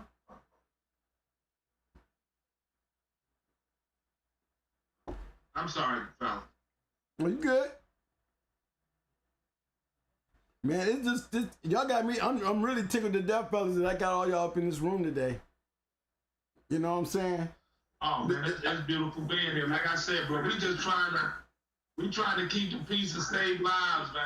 That's it, man. Ain't no reason for nobody to get put to sleep with this shit, bro. It's so the hell. I don't want to come at the hands of my people. I don't want to see it happen to nobody, not for this. Right. We already. I mean, a person gonna say, well, Bob must be making this shit up. The reason I came here, and you know that, people been hitting you up on my behalf. That ain't even my other people. Well, that's how we ended up hooking up. That's how we ended up hooking up. You know, remember, we ain't seen each other in years. Yes. Right. I'm telling you. You got people hitting you up from all over on my behalf, trying to get addresses out of you to go put somebody to sleep. I'm not gonna want them to do that. I'm telling them to back off of that shit. I don't want to see nobody fucked up over that shit. I said, I apologize to that brother. That shit's dead. Leave that man alone. You know what I'm saying? I'm with you on that 100%, man. We just want to get back to dogs, man. That's all. That's it. That's it. That's all I'm asking too, bro. That's why y'all here. I mean, on top of the fact that y'all in my room, I'm gonna just let y'all know. Go hard, reload, y'all. This is goddamn Hot Mic Friday. We enjoying this shit with all my boys. Welcome down around, Big Steppin'. You know what I mean? BAKARI. A dad with Divas World. It's not about I have a long road reach, because I'm not here trying to promote or brag about I got love from a lot of my fuckers. That's all that was. Here, bro. That's all that was. There was most of the guys that was actually, they were angry. They were angry, and I just couldn't understand why they was calling me. You know what I'm saying? But you know why they was calling me, because you had the same, perception too. You know what I mean? But it's all good though. But I'm glad that we talked, because we didn't want to see shit happen. Why are they calling me? You know what I mean? But hey, man, you got a lot of love out there. Got a lot of love. I don't know whether everybody was on the team, but look, man, it was a lot of different cities, man. A lot of different cities, a lot of different people. You know, and I said it on my last show. I said, this shit is getting serious. In danger. Oh, wait a minute, we got Schoolboy up here. I'm sorry. Oh, no, we didn't. We got Schoolboy in the goddamn here. Yo, do I need to get a candle and make a wish and act like it's my birthday or something? What about Schoolboy? All the OG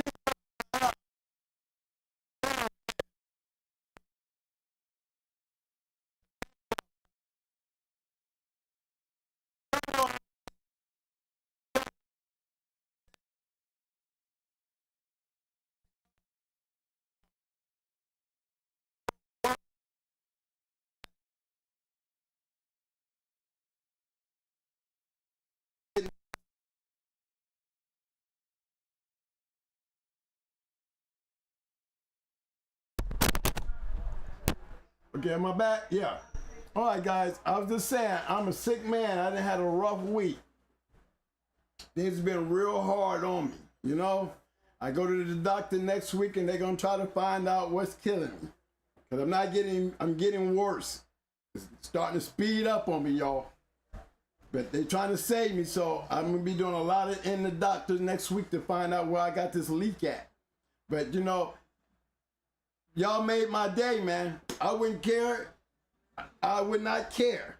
Y'all have made my day. All of y'all. My chat room, salute. All my OGs, salute. And we with you.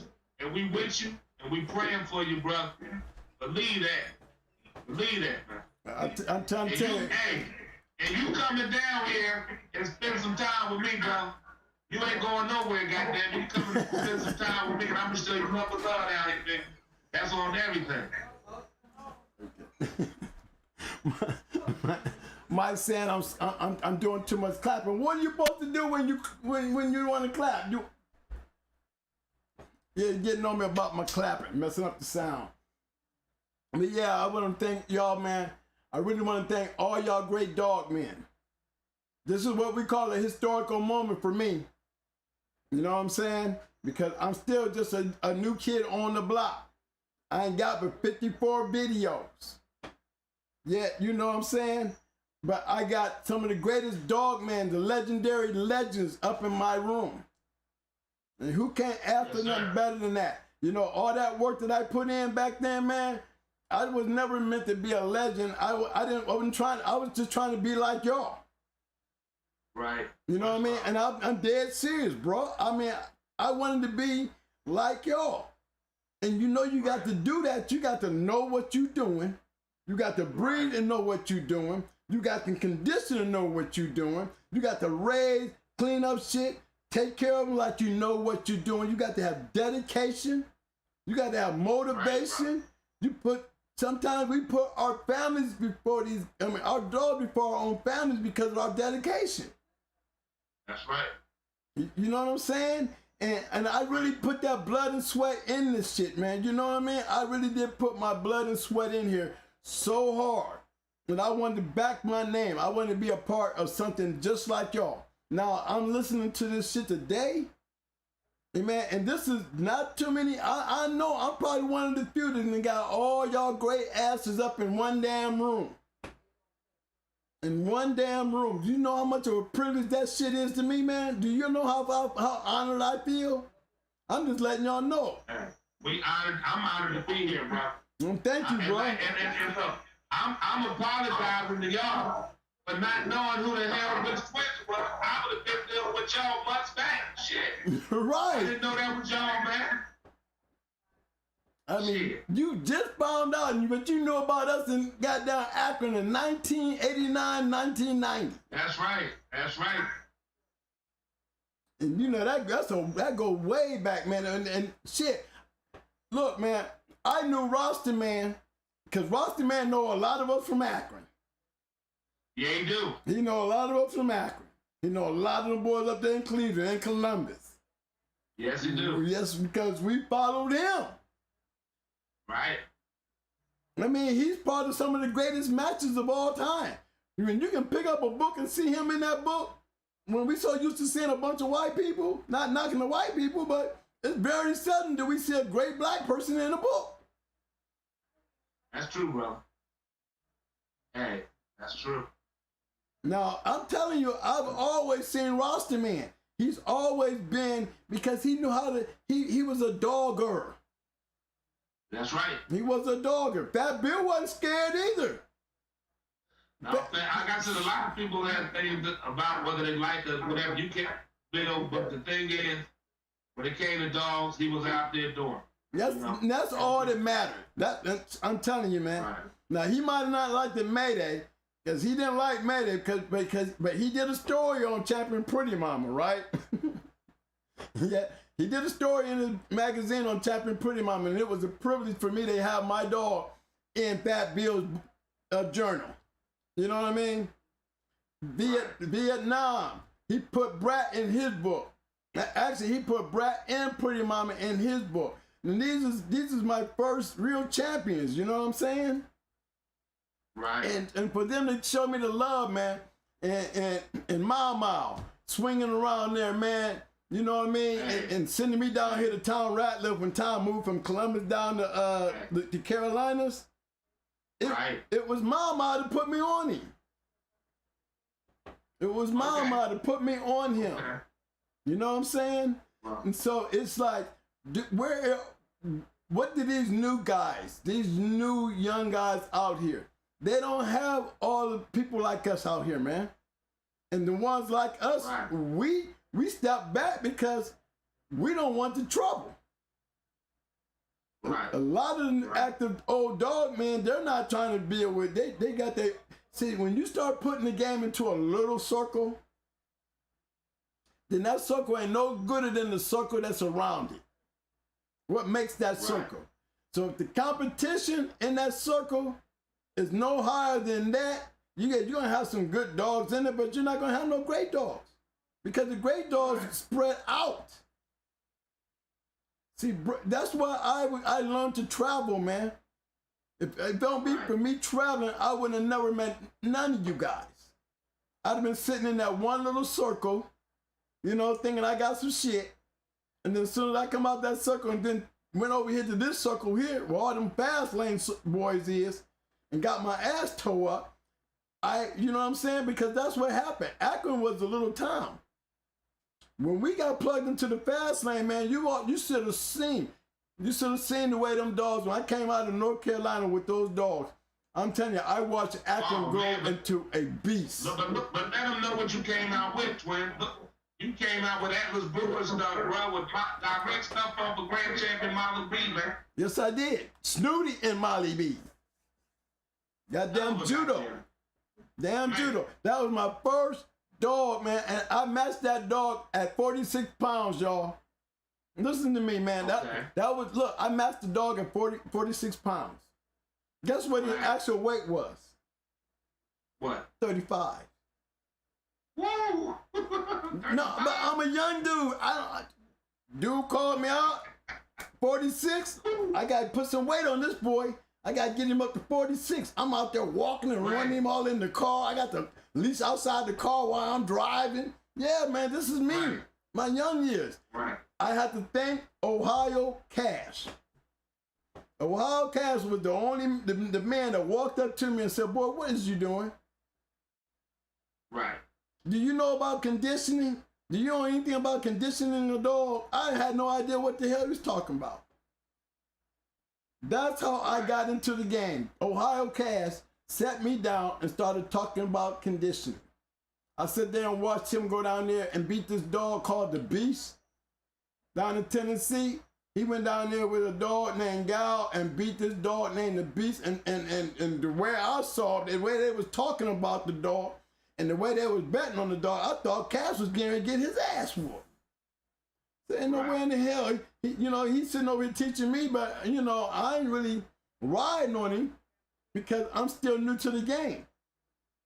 But once he got me onto it, it was through Ohio Cash that I was able to go to Detroit. Once I got up into Detroit, and I met the Abrahams, and then I met McNasty, and then I saw Radar. Remember Radar Martell match? Yes, sir. I was standing right there. Standing right there, one of the greatest shows I ever seen. And to sit back and say, guess what, y'all? I had a chance to be in a match just like that. I had a chance to experience what I saw. You know what I'm saying? That 3 hours 17 and the way everything that I put into that work of growing into the dog game, man, being developed by my mentors. I mean, all y'all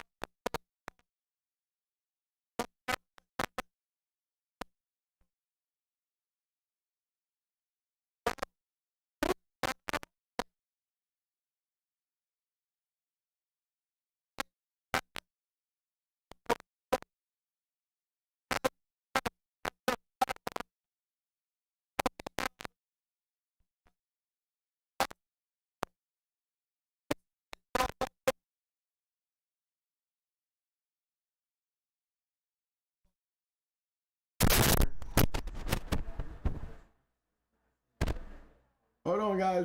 We back. Are we back? You're back. Okay. Look, let me. In case I missed something, I said we need our own books. You know, I would love to have me a book that's got all y'all in it, all y'all great dogs, Right. all y'all great stories. Do you know what these young guys would love? That book was sell off the goddamn shelf, and y'all know it. Oh yeah. It would. We don't have none of that out here. We don't have it. They don't have nothing to grow on.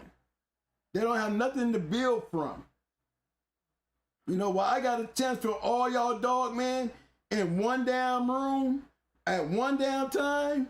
That's something we should all do. Y'all got dogs that have passed. We should put it together as a book. Call it the historical book. And let's take all these great dogs and stick them in there, man. Let's stick these dogs and these stories in there, man, to give them something to share. It's historical. It's a historical issue. It is not nothing we can go to jail for. I mean, James Crenshaw got a book. Fat Bill and them had their book. We ain't got one. Hell yeah, I'm with it. We was already talking about that on our show too. Man, we need one. And we got an outlet to get it published and all that shit, get it printed and pressed, all of that. Well, man, add me to the list because I think it would be a great book. I think it would be a great book. I really believe because they don't have the references that we had back then. You know what I'm saying? They don't have the, you know, and how many more years before they forget about Pandy? You know, we still talk about Quentin Hart, but we hardly ever hear anybody. I speak of Pandy more than anybody do. And I believe Pandy was just as great as Quentin Hart. You know how you get them dogs that just can't be whooped? Dogs like Jigger, Wiley. These are fast-lane dogs. Tyrone. People don't understand what kind of dogs these were. You know, if they ain't used to seeing that kind of caliber, then how you expect them to understand the caliber? You know what I'm saying? You know you can't. That's like trying to ask a motherfucker who you ain't taught math to what's 2 plus 2. That's right. Motherfucker ain't gonna know. He ain't been taught it. He ain't never seen it. So That's right about that, bro. And that's what we need. We need look at the people in this room. This in the room today. These people in the room today. We ain't talking about the Jersey boys. We ain't talking about the Gator boys. We ain't talking about Strictly Business. You know what I'm saying? Mad DSK, Deep South, Work Kennels. I mean, these guys, y'all, these were fast lane, high competitive kennels. Right. You cannot put that many dog men today on a list. Nowhere close. It's nowhere close. So we know we're losing the competitiveness. Without the competitiveness, we don't have the breedings. Am I right? That's right. And that's what I'm seeing. And we ain't got the competitive nature going on. And a lot of these dogs, they're not as competitive as they were back then. You know, and you hear guys say that they're better, but no, they're not, because y'all don't have the competitive. These dogs aren't competitive with enough dogs out here. Well, I tell you what, that goddamn schoolboy, Richard Garcia, I looked up to that brother back when I was coming up in the game. That's a bad man, brother. Believe me. Bad man. I be tripping on the red dog. Big Red. That G Red. Yeah, hey. I never. He was the super producer. Yes. Right. Yes. Yes, sir. And he knew his shit. You know, back then he wasn't all that open to everybody. You know what I mean? Right. He wasn't. So when I seen him out there on 7-8, I was surprised. Then one day I looked in one of my comments and I seen him say on the rules, he had 100, you know, that 100%, right? That. and they was schoolboy. I screenshot it. Look, fellas, I screenshotted the shit. I screenshotted it. Click, and ran the mic and said, look, man, I got schoolboy. He commented on our show. Like it was to me, it was something big. Hey, that's a big time legendary dog. Damn right. It's better feel good getting your accolades from somebody that's not only known but official with the shit. Official. It means something. Yo. Oh, hell, trust me, I be the same way. You're welcome, brother. That show and shit. I be hurry up and sending motherfuckers the link and shit. Like, to me, that means something. I ain't just wasting my time. You know, people actually fucking with it. They getting education and entertainment out of it. You know? And man, it made me feel all warm and fuzzy inside. Oh, it does. Man, this shit right now, I'm feeling all warm and fuzzy inside right now. I'm gonna tell y'all the truth. I'm telling y'all the truth. You know? I mean, we're gonna be showing you love, brother. Like I said, I just want to say I'm happy. Y'all got up with me. Let me know what type of stuff was going on out there, so that I can come up here, brother, and straighten some things out there's some falsehoods, and at the same time, you know, come and apologize to the brother, and also let the one who was behind a lot of shit know exactly how I feel about what he's doing to fill up. You understand? right. So, other than that, like I said, brother, I just I don't want. I mean, this is not a time we just want to leave here. You know, the kumbaya moment. I wanted to be lasting because, again, I do not feel good seeing another brother get killed or go to jail in a system that's created and put us there. I'm not for that bullshit. I live this shit. This ain't me just saying this shit. I ain't scared of a motherfucking person. Period. Gives a fuck about anybody when it comes to the bullshit. But at the same time, if I got my hand in some bullshit, I'm gonna take my hand out of it. Period. You understand? Because people got feelings, and people got family members that want to see they people continue to live. They don't want to see this motherfucker dead behind some stupid ass shit. That's right. And then what happened is just like Tupac and Biggie. They got people that love them. They people gonna react. That's what happened to both of them. So if people can sit up here and say this shit a joke, and motherfuckers won't get killed over some bullshit. I'm not here for no bullshit. We grown ass men. We know how that go. Again, when you got people who fuck with you, the fastest way they want to show you that they with you is by fucking up a motherfucker they feel is fucking with you. Mm-hmm. And that's just real rap, right? Period. Now a person can say, blah, blah, blah. Okay, well, okay. All right. This ain't surprising. This shit happen every day. Every day. Most people get fucked up by the person, not even by the direct person they had to beef with. It be by their people. So all I'm saying is, a lot of times if I sit back to want to sit there and then be able to say, hey, but if the motherfucker wasn't talking shit, he wouldn't have to worry about getting killed. That's some whole that would have been whole shit on me. Yeah. Because at the end of the day, this shit is over some talking, man. Ain't nobody actually touched me, bro. Words alone is just not worth for me to have a motherfucker get killed. You understand? So all I'm saying is we need to all be respectful. So if I was disrespectful, then I apologize for being disrespectful to anybody. You understand? And I want respect as well. That's all I'm saying. That should just be fair. We need to support each other, respect one another's brothers, because we don't have enough of it. I'm not trying to keep saying the same shit, but I'm just tired of seeing it on a whole global level. Shit is ridiculous, man. We got to just come together and get better support and love for our brothers. Cannot keep this bullshit. Period. Support each other, and hopefully everybody can prosper, man. Other than that, the same old bullshit that we constantly going down the same fucking road as those before us. And the way it is right now, they're so fucked up in the cities with our brothers.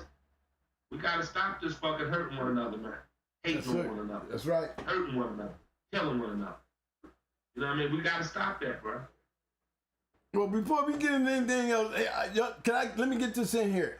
Mr. Garcia, this is Twin saying salute and thank you, sir. It has definitely been a privilege and an honor to you to join us with all these other guys.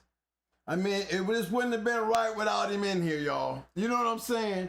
Y'all get to be, y'all sit with him every day. Every time y'all get on, I see y'all with him.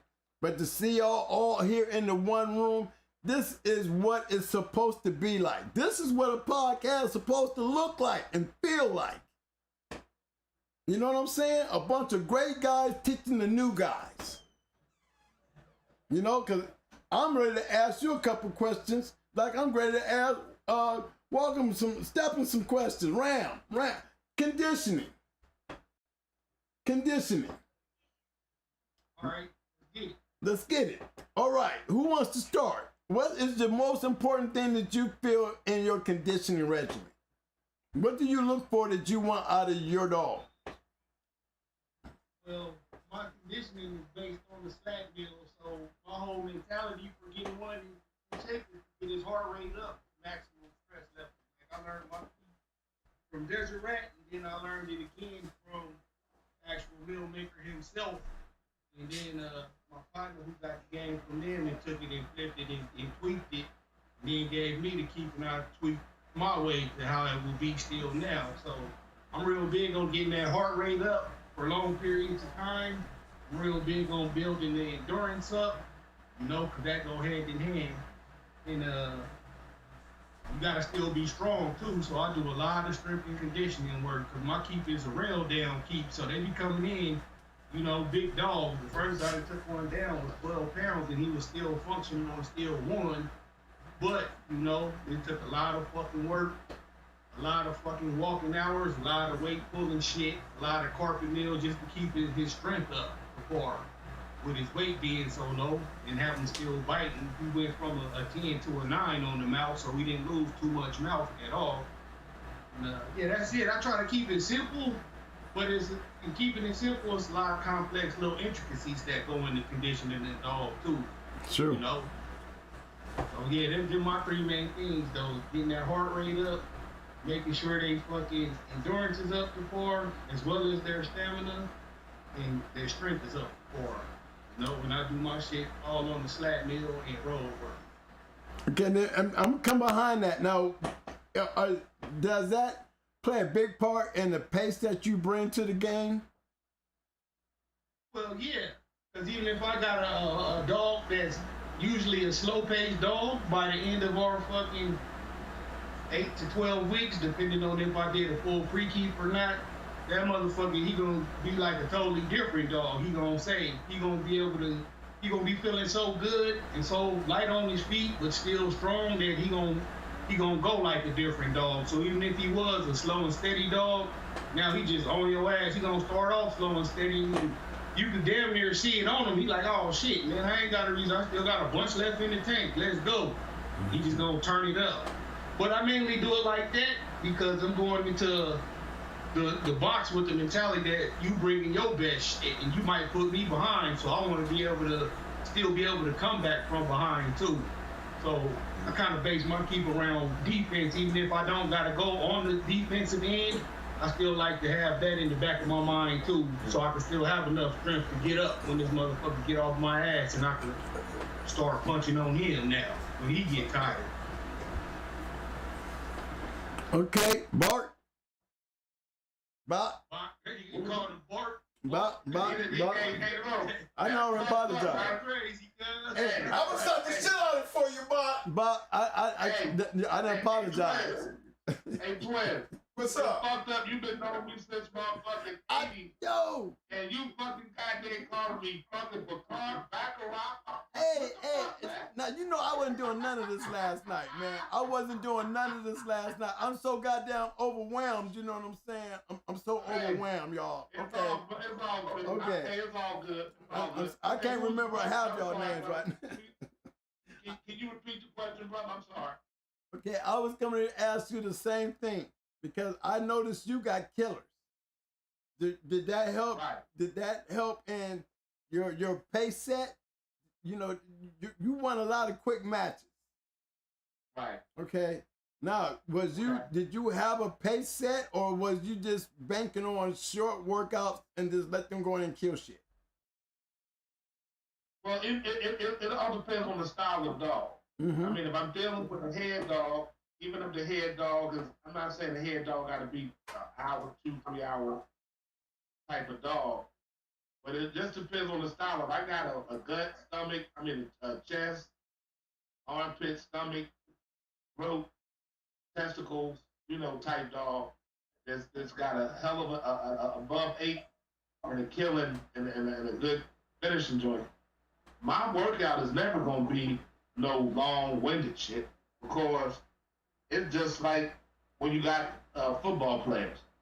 They don't make the linemen goddamn run a whole bunch of goddamn hills and all the damn miles. That shit is short order work. So that's what our conditioning program is on: strength, short bursts, things of that nature. So I'm not gonna work the mount and the back end out of a killer dog. So no, mine is gonna be a lot of power work, and it's not gonna be a whole lot of like I said, lengthily getting it to be like for 3 hours and shit like that. No, I don't do that. Mm-hmm. Nope. So, and here's the thing. Most, a lot of people say how the conditioning go. Damn, most dogs good off an hour anyway, off the chain. Yeah. So, a lot of times I couldn't tell you my conditioning program was shit at all, to be honest. My shit ain't hardly ever reach an hour. So, I'm just being honest. So, I couldn't say if my conditioning program was shit. Just being honest, bro. Only thing I can know is that it ain't no law. Whether I'm gonna lose or win, it ain't gonna be no goddamn hours type shit. No. So that's just it. I'm being great honest. I think that my keep was pretty good. I was doing what I had to do to win, but I can't sit up here and honestly say, well, we went 2-3 hours, man. Shit. I guess all that shit I did was worth it. Fuck no. I guess I could have just came off the chain with the motherfucker and just won. Just being honest with you. So, and I will never say I was the greatest conditioner, because again, I don't know what it is to go no 2-3 hours. I'm never breathing for that shit. I would never breathe for that. Well, I can tell you, like I said, I saw Radar and Martell, and they were short finishers. You know what I mean? But when you put them two together, it turned into a marathon. I seen two killers get together and it turned into a marathon. You know what I mean? We went into Red Jack, or we had went into Yonkers with Red Jack. And it was two killers. I seen Yonkers go. He was going for a championship, and it was our first time out, but we was killers too. And that shit turned into a goddamn mouth fight with us trying to catch Yonkers. Mm-hmm. So that just played a part too. Dogs get smart. We hit him in the chest one time, and he built us out of there. And he just had us by the muzzle for the rest of the match. Both of them dogs was finishing, killing type dogs, but just sometimes you gotta respect the killer. That's right. That's right. Get in there and kill him too, because he a killer too. And he trying to kill you.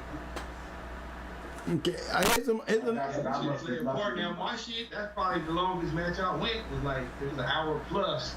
But usually I get them out of there and take longer before a pizza comes. But I mainly conditioned my way because it's so fucking hot out here, and we would do dogs outside in the summer, and that would really test where you was at,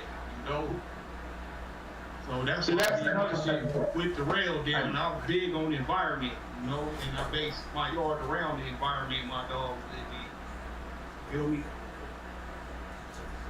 And see, that's another thing. Like, with me, I keep my dogs worked.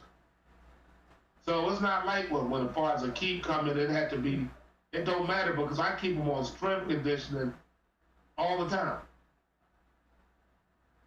So, that's why, like, when the thing comes up about Tyrone dying with a treadmill, and I done said it 1,000 times, and people who know my workouts know I got a treadmill in there, but that shit It's the only 15-minute joints I put on there, and that's in the rain. I don't fuck with treadmill.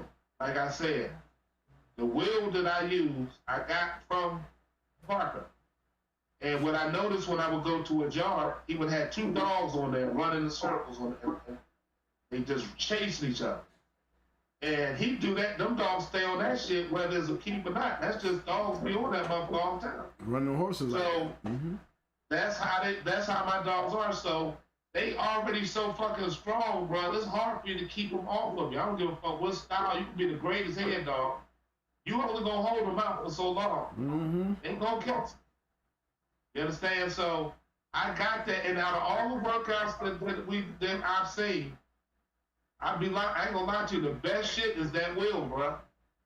2 dogs on that motherfucker chasing each other, pushing one, cause it's like this one to push, the one to stop, turn around, drive at the other one, and once you get one good, you have to put 5, 6 dogs on them at a time, one after another, cause they'll run them up to the dirt. Once you get a dog that's able to do that, them motherfuckers will run through shit, man. I'm talking about it ain't no dog can stop it. That's the beauty of conditioning, because we got 2 different methods and we all was successful. Everybody who conditioned their own dogs and campaigned, it was all successful. So it's not just one way to do it. Everybody do their key different. But the end result is what counts. You know, your shit wasn't getting tired. It was able to be a wrecking ball for as long as it took. Didn't have to take the bottom. None of that shit, you know? It was good gems. Well, check this out. I got another question. Most of the young guys make a mistake in that final week. The final week before. What advice can you give these young doggers? Because a lot of them are making a mistake in that final week. The dogs are drying out. The dogs are... Yeah, my best thing to say is, look how you built them up. If you really, conditioned them and you took notes from the time you started to where he ended up at, if you compare those notes each day, his time gonna get longer and longer. It's gonna be like a pyramid. So just do the reverse of the pyramid. He didn't start off doing fucking 10-minute pull-out sprints, balls to the wall on the middle. He might only did, in the first 2 weeks, only got up to a couple of minutes. So just reverse that. That's the simplest way. Just break them down nice and slow. Make sure his speed and his strength is still there and shit. And well, a lot of people fuck up. I would weigh my shit twice a day. Once in the morning before I left to work, and then again after I work, just to see where he was at. Because his body's going to be used to processing all that food and energy, and he ain't going to be using as much of it because he's getting closer to the show day. So he could gain too much weight, he could get too wet, and all of that. That's why it's important to weigh him, so you can see where he at. You weigh him, you weigh his food, you weigh his water. If you could invent a way to where you can weigh his fish, weigh that shit too. Just where you fucking see where you at. I'm big on information and knowing where I'm at, especially when we getting close to the go game. So that's my best advice. Just break them down nice and slow. Make sure his fucking joints and all that shit is good. He's nice and relaxed and well fed. He's still focused on fucking task at hand. But just start breaking them down real nice and slow, man. You'll be all right. Don't overwater him, because when the dog is in shape, he's not gonna need a lot of water. That's right. Not gonna drink him. Yeah, Ain't gonna drink him. And they be trying to use Dex to dry him out the day up, and then wondering why they shit loopy. Niggas be calling rub. Like, if it's anybody rubs, you rub your own dog. Just gave that motherfucker a shot of Dex. Released all that creatine into his system. Fucking idiot. Just because you didn't pay attention in the most critical time, which is the last week. So that'd be my best advice for all the young dudes who's still out there, banging and slanging. Just reverse what you did, on the first week. Do all that shit, all the light work that you did on the first 2 weeks. 9 times out of 10, you'll come in on time. Bob, what you gotta say? Well, first of all, I hope they're not using no creatine any goddamn way. Well, that's the when you dex like right away, like say we just pulled up and you like, oh, you might be wet. I done seen motherfuckers hit them with the dex, and that shit releases a lot of creatine into the bloodstream. That's why. I know. I'm talking about just using the creatine. They got the water. Yeah, I would hope not too. You feel me? Right. Unless you got a bully, or something. You building a bodybuilder over there who don't fucking ain't finna go and do no real combat shit. Creatine is not your friend. Right. I use creatine. I had to use it when I was on roids, but I use creatine. But you used it in conjunction with the steroids. Yes, yes, sir. I'm just talking about a motherfucker who using it as a daily supplement. Correct. Okay. It's gonna have a whole totally different adverse effect. You putting an amp on your subwoofers. Exactly. Essentially what you did with that. But if you just give it creatine, you'd be like, damn, you did all this work, this nigga running hot in 5 minutes. Yes, sir. Right. That's right. You're right. You're right. Right. Because that creatine produce a lot of antibiotic acid, and that shit just build up in the muscles. You downhill from there. You gotta fight from the bottom at that point. Go ahead, OG, my bad. No, that was good info. Bob, go ahead, baby. Now, the repeat, I always want you to repeat it so I can get a clear understanding of what he was saying, because I'll be running back and forth. What was the question about? The final week. A lot of these young guys are getting to the final week and their dogs are dropping underweight. The dogs are drying out too fast. They're losing control over their dogs in those final days. Any advice to them? Well, it can be any varying of reasons for that to happen. Okay? So it ain't gonna be no one size fit all. Mm-hmm. The biggest thing, and y'all hear me talk about this in interviews and on 78 Live, is in preparation. Meaning, don't do nothing for the keep that ain't already been done throughout pre. Okay, so if you never done a keep, you just doing a keep for the first time, it's really you at a disadvantage because you don't even know how your dog gonna react to shit. That's why it's like anything else. You want to do pre-keeps, okay? So that you already know how your dog reacts to everything. You go through the whole thing and you put everything on a goddamn notebook pad and kind of know where you at throughout the hookup and how your dog is at. So you can see it. It's already written. You can go back and look at it. That's the first thing. A lot of times, again, people do things and they listen to people. They add shit to their dogs, and the dog's never had it. They may add some shit the last week. A person like they said, they add this, do this, and then your dogs was freaking the fuck out, acting weird to the motherfucker. Motherfucker said, well, just go give him some tests right here. But you ain't gave the test and the dog the whole keep. And you do the shit, then the motherfucker fuck up for it. You never dex your dog before, but you dex it on the last goddamn 3 days. It's things that I'm saying is go through the preparation. Everything about a keep should have been done through several pre-keeps. Mm-hmm. So that your dog is not foreign enough and you can see the reaction of your dog all the way to the final count. Okay? So again, I can't really answer a question to something that I have no knowledge of what you're doing in your keep to get there to act any type of way. Because there's a million keeps. But like I said, what I can tell you is, if Twin gives you a keep and you trust his keep based off the success he had, don't ask me to give you mine. Right. Now you fucking add some shit. You say, well, damn, I like the way what Bob said. Wait a minute, how you gonna like the way my shit sound? You haven't seen the reaction to it. So now you say, okay, well, I'm gonna do a little bit of Twin so-and-so and do a little bit, and then wonder why the dog, instead of it looking like it's going into a peak, that motherfucker done went into a reverse peak and looked like it's lethargic going on Thursday. So all I'm gonna say is, wherever you get your keep from, make sure it's from a successful person that knows what they're doing, and have them run by that keep with you. And I want you to do pre-keeps so that you can see how it works. Mm-hmm. Because I can't tell you what to do last minute when some shit is fucked up, because me, right. I always like to say, I want my dog to have an honest chance at winning. And if it's something that I did on a fucked up ass keep, then I'm gonna have to go ahead and be the blame for if that shit don't work out. I could not blame my dog. That's right. And to answer a question that was asked in here, the person said, can a good dog win even under fucked up, poor condition of a keeper some shit happen? Well, I ain't using Tyrone again, but I used him for this.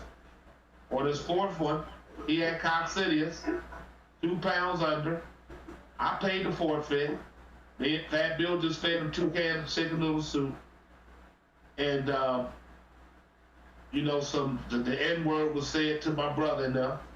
They wanted to come get the AKs and everything out the car. We boom told them no, don't open the joint. He grabs booms from Bill and says, "Bob, fuck that. We gonna let Tyrone do it." You know, I just trusted the fact that I really shouldn't have did it.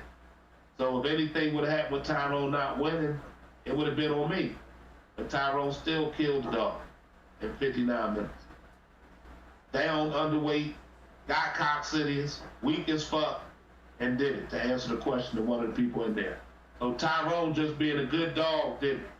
I got no credit for that shit. I should have been hit in the head for doing that dumb shit, to be honest with you. Mm-hmm. You know? So yeah, he overcame that just being a good dog. I wouldn't have did that shit probably with another dog. But him. Being honest. So that would be my answer, bro. I would sure like to have Boom, old roster man up in here, because I would ask him that same question, and I would ask Schoolboy that question. Because all y'all, right? I would love to have Schoolboy and roster man answer for it. For real, because see, all y'all been in them great matches. Schoolboy could have came up here and answered. I can pull Schoolboy in here. Well, I need him in here. He got his grandkids or something. Oh, he with his grandkids? Okay. Well, we're going to make it a date. We're going to make it a date, y'all. We're going to get as many of us great dog men in this room together, man, and really go we through ain't some finished. shit. We be back here. Oh, yeah. Welcome, brother. Yes, right. Brother, man. Because one thing, y'all, we all had in common.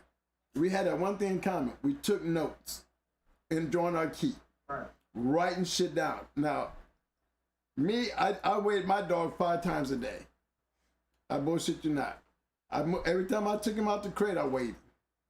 Every time I put him back in the crate, I weighed him. Every time I took him outside and took a dump, I weighed him before I took him outside, and now I brought him back, I weighed him. You know what I mean? And I always was, I had one of them big ass table calendars.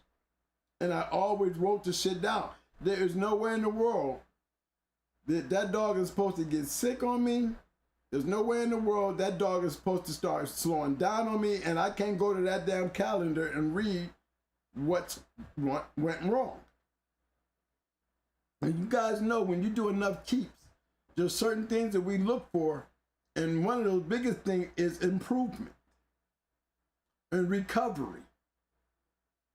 Now, if you don't got your shit written down and you just playing this shit by roll every day, when something go wrong, you don't know that it started going wrong 4 days ago.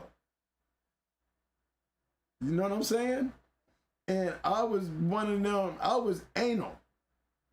I believe that I could beat anybody with pace. I believe in putting my dog through. Hey, I heard Ram say that heart rate, the endurance. See, I believe in that too, but mine was more of and then you know I'm on roids, so you know I'm looking for maximum pace. I mean, when you got a killer, you know, I ask a lot because I know most guys don't have the pace, and you know, in my way of thinking, I always felt like I don't think everybody do what I do, so I think I got an edge on my pace, and that's what I used to work for. In extreme emergencies, I mean, I would be able to call on my dog, and he would respond. You know what I'm saying? But it was because I pushed so hard. I think I pushed all the way right to the limits. But I did it during a process. I've learned how to do it through a process because we all know what fast lane dogs look like. See, most of these young guys really don't understand what these killers really look like. You know what I mean? A lot of these killers They win. You had one that could get one out in 6 minutes. Like, Yes. really ain't seen no killer yet. No. You know, because that is like, God damn, what the fuck was that? I took one of my friends up there to remember General Lee? Yeah, I don't know if y'all remember General Lee. We was on a cart with General Lee. And it was one of my friends, you know. He was in the game, and he was in this one little circle area. And so he wanted to get out there in the fast lane. And I told him, man, when you get out there in the fast lane, you might have been whooping the guys in your area.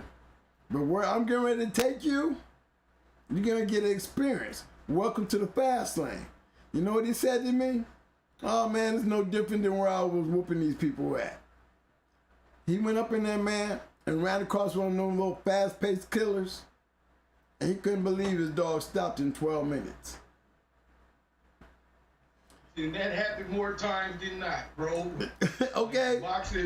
The real boxers is gonna tell you the truth on where you at. That's right. That's the truth. And he could not believe what went wrong. I told him, you are in a different level. Where your dog was, probably was fit for that level. Where your dog went, you was not fit for that level. This is what I mean when I told him, I said, welcome to the fast lane. You know, one of these days I'm gonna have him on the show.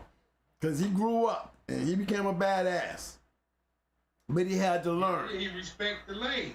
Yes. Feel me? Do not jump in the fast lane if you in the fucking 4-cylinder. This shit is V8s, turbocharged, supercharged, nitrous and up, nigga. Yes, it is. Yes, you ain't it bringing is. that, don't even line up. Because if you're going to get embarrassed, you might as well just give me your money. And guess what? He felt that way. But it changed his mindset, though. He didn't have no more problems listening. You know what I mean? No, he probably went home and got rid of the rest of that shit and went and got some real dogs. And that's like exactly what he did. And that's exactly what he did. Exactly what he did. That's what you gonna do, because you just seen what real dogs look like. If your shit ain't doing that, you ain't got the real dogs. He didn't understand that. Through his whole keep, right? Through his whole keep, he being dedicated and all this shit, he started walking around, man, I'm gonna kill that shit. Watch this shit, twin. Watch this shit. And I'm telling you, man, you is not in your little same old area. Where we gonna go, I'm gonna show you what fast lane look like, bro. He learned a lesson because he thought he had the next Queen of Heart. He really believed in that dog. But man, this dog jumped on him so fast with that speed and pace and chopped his ass up like a buzzsaw. Chopped her up like a buzzsaw. And she quick as she started. And he could not understand what went wrong. I said, when you ever seen a dog like that on her? Don't get it twisted. Fast lane ain't just a hard bite. I done beat fucking dogs that was 2-time winners with a dog with a 4 mouth and 10 everything else. You feel me? Mouth is important. It's great to have, but it's not the end all be all. That's right. 9 million. He put his mouth on you to hurt you. 9 times out of 20, he gonna quit, bro. For real. And that dog fucking was going for championship against my first time out, bitch. And we was roughing that bitch so bad and so much. That motherfucker went to turn and got a scratch, and we scratching like a rocket. So that last scratch just hurt that shit out. Man. Now I went and got a handle. Now it's your turn to scratch. That motherfucker look around and hit the wall. Like, I'm out of here, Jack. You go over there and fight that motherfucker. And I was laughing, talking big shit. It was a reputable kennel. I ain't gonna say they Dave over here. They probably still active, but I was talking big shit. Like, man, we ain't even biting that hard. That's all slobber on your dog, man. What you bring, man? I should have stayed home. It took me longer to get here. Cause we stopped that shit in like 16 minutes and some change. Yeah, that's just true. all roughness, speed, and strength. You know, we didn't let that bitch put her 10 mouth on us at all. 9 million was a bad one. Done. 9 million was a good one. She didn't have no major mouth. Yes, sir. Can I answer one thing from Landon Hill? He said, how old was Jakira when she was bred? Jakira was a 1-time winner to one in Mexico, Best in Show, bro. So she was old enough. I'll answer it that way. You know, you don't become a 1-time winner in a big show and take Best in Show and be a puppy. All right? Thank you. I'm sorry. Oh, that's good. You can answer the questions as y'all see them. Yeah, let it be known. Let it be known. Landon Hill, what's the youngest dog you ever done? I'm gonna put that out there in the chat. Now let me ask you a question. What's the youngest dog you ever done? And did you win? We'll give him a chance to answer that. And while he's answering that question, y'all look for the answer. Let me know when it comes through. You know, and what was her name? Or his name? You know what I mean? I mean, he's a dog, man. Ask Bob about the Kitty Island. Hey, Bob. Yes, sir, bro. Do you remember when Kenny Allen and McNasty and them had this little problem? Yeah, I do. Okay. Hey, You know, we was there. We need Roster Man. We need Roster Man up here for that one, man. Okay, you know, we was there that day when Kenny Allen, when the first incident happened, right? And then we was there on the second incident happened. Yeah, now Roster Man, he was definitely there. That's the one I want to hear the story, because let me tell you something, man. I don't know what Kenny Allen did to McNasty and them, but Mr. T went off. And Kenny jumped in the car with his 2 carloads. And who was supposed to go that night? I know it was Kenny Allen was supposed to go. And we could have swore it was supposed to be, it was Tornado was there. She was there to go. But McNasty and them chased them away. I mean, when they came up with these, you know how the goon squad run. They came with. Hey, wait a minute, did they get the lights up? I'm sorry, you might get the lights up, bro. I'm sorry. Man, they be so excited in this damn room, man. They be forgetting all that shit, bro. Maybe I don't know why they know. We can have 1,000 people. We still live, right? Right. We can have people on the back street, and then when we shut this thing off, it be 800-900 views on it. Hit the like button. Yeah, the like button. Parking lot pimping still. Hey, yeah, you man. might know better than me.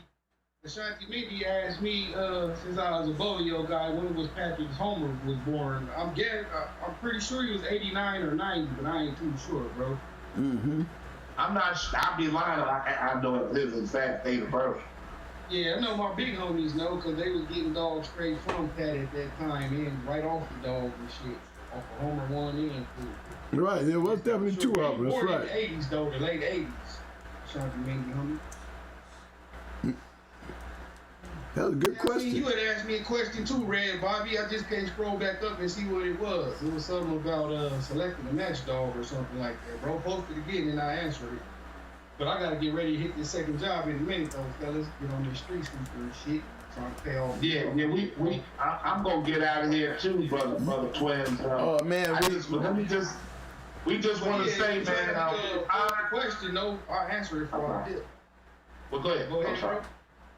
I just want to say it was an honor being invited up here, brother.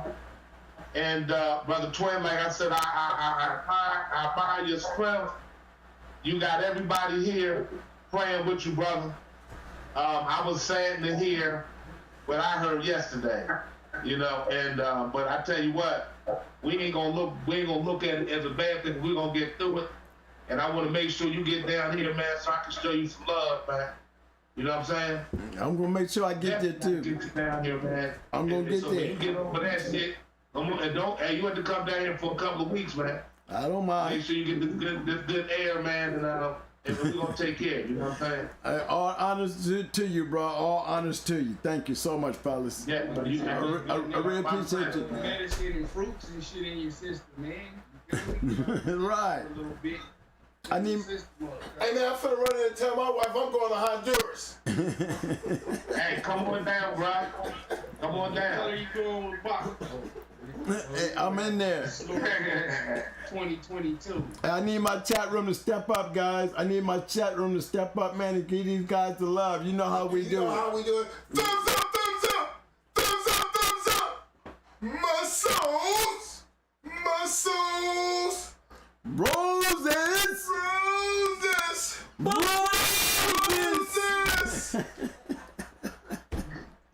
Did you hear the wife running out on boats and hoes?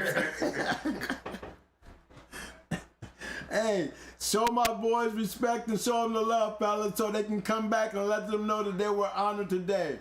Schoolboy, 7-8, all you guys that stepped in, roster man, shout out. Much love. Much love. Ready, man. Shit, whenever I got some free time, I see y'all on, you know, I be tapping in, man. Gotta show y'all some love. Man, I'm always on 2 and 8, man. I'm always on Tuesdays and Fridays, bro. I gotta give myself enough room to go check out you guys. You know, I use 2 days a week, man. No, but there's enough room for everybody to eat, though. That's the cold part. You can get on and you ain't gotta diss nobody. You can do you. That's right. Motherfuckers gonna gravitate to you if you really, know about what you're talking about. Everybody not a great hunter. Everybody not a great conditioner. Everybody not a great breeder. That's the beauty of the dogs, because it's a lane for everybody in it. That's right. It doesn't room to learn. Red champs and grand champs never match the dog. They just got the eye for putting good dogs together. And know how to do it repeatedly. They should get the same respect as the dog man who matching his scratching. That's right. If it's a young breeder or not. You feel me? Give him the shot too. See what he got. Just because he ain't, you know, he might be on YouTube and ain't telling on himself don't mean he don't got good dogs. Just take the chance and see. That's how I got all the champs I got that's bred different. I took the chance on different bloodlines just to see it. You know, there's nothing wrong with that. You'll be surprised. The motherfuckers who got good dogs would be the main ones you wouldn't even think got. You like, God damn, he got it better than the nigga who made the bloodline. You feel me? That's right. But yeah, y'all just pay attention to the game, respect the game, respect each other, even if you don't like a motherfucker. You still should show them the respect. You don't gotta fuck with them. Just don't be disrespectful with the shit, man. I gotta get up out of here and get ready, y'all, man. Thank you for having me on here tonight, OG. Hey guys, check that poll for me, guys. Hey, thank you, Ram. Thank you for coming on the show, bro. We're gonna hook up later on, bro, and we're gonna make another day to this. You got one number? Yeah, you got one number, bro. Whenever. I got your number. I got your email, but I ain't got your number. Oh, I got your number. I'm gonna tell you the number I ain't got. And Big bro. Big bro. Yeah. Bob. Yeah, brother, I'm right here. I'm right here, man. You gotta get that. You gotta get that number to me before you slip away. All right. Hey, bro. What? Oh yeah, I'm getting. Matter of fact, just give me your joint, and that way, are you on Signal, a Telegram, anything? Yeah, I got Signal. Okay, so give me your number, then I'm gonna call you. I'm gonna get you up there. Then you got my visit. All right, I'm gonna send it through my messenger to you. All right, cause it's an open number for it's a dog number. And let me say, are we off later? No, we're gonna go up the air though, but we'll go ahead and send your shout outs to everybody before you go, okay? Then we'll catch you up there. We'll cut you off the back end. All right, guys. Okay. Let these guys shout out to y'all guys, and we're gonna let them go. I'm gonna catch them on the back door, but I'm gonna leave my hand with y'all. Go ahead, Ram. Give your shout outs. Hey man, salute to the OGs at 21 and 22, the OG Bach, of course, OG Boone, OG Schoolboy, my brother 7-8, everybody else came in the chat, man. None of this shit is intended for, nor should it be used for any illegal purposes. And if you is out there using for that illegal shit, keep that shit to yourself. Don't tell on yourself, more importantly, don't tell on nobody else, whether you or you fucking pillow talking too much, tell him.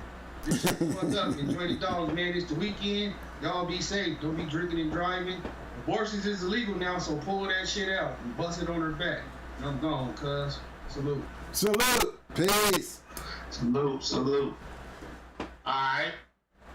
Again, I'm honored that I was able to get with my brother's twins in there, man. And I'm upset that I just found out that these was my man, because they just saying from Florida and not Akron. So all this time, if I'd have known it was them, I would have been on their show a long time ago. I would have been hooked up with them a long time ago. Definitely. These some good ass real dog men. I don't care what nobody tell y'all. They official. You understand? And one of our mutual mentors was Mr. T from Roadblock, both our mentors. That's right. And he the one told me about these good brothers, man. And like I said, I'm not here to try to do anything but try to keep the peace, man, and keep us out of jails and in these morgues, brother. Because I don't care what nobody try to tell somebody, this shit is real. You understand? And we know that.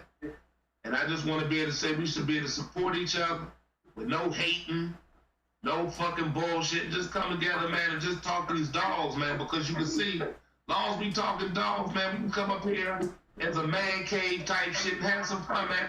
We ain't got to get into no personal bullshit, bro, because it's irrelevant. Irrelevant, bro. We can just talk dogs, man, and bring different dog men up here, talk about they great dogs, man, what they saw, and we all can leave here with a little bit more knowledge than we did before we got here, bro. That's right. That's all I'm saying. And everything that I talked about is shit of the past. Ain't nothing of the prevalent. Everything I'm talking about. You understand? So, Brother Twin, again, it's an honor, and I mean that shit. You gonna have to come down here and see me, man. I We're will. gonna live some life, good food, nice little lady friends, brother. You know what I'm saying? I'm coming, baby. And, hey, I'm coming. I'll show you. I'll send you a few pictures.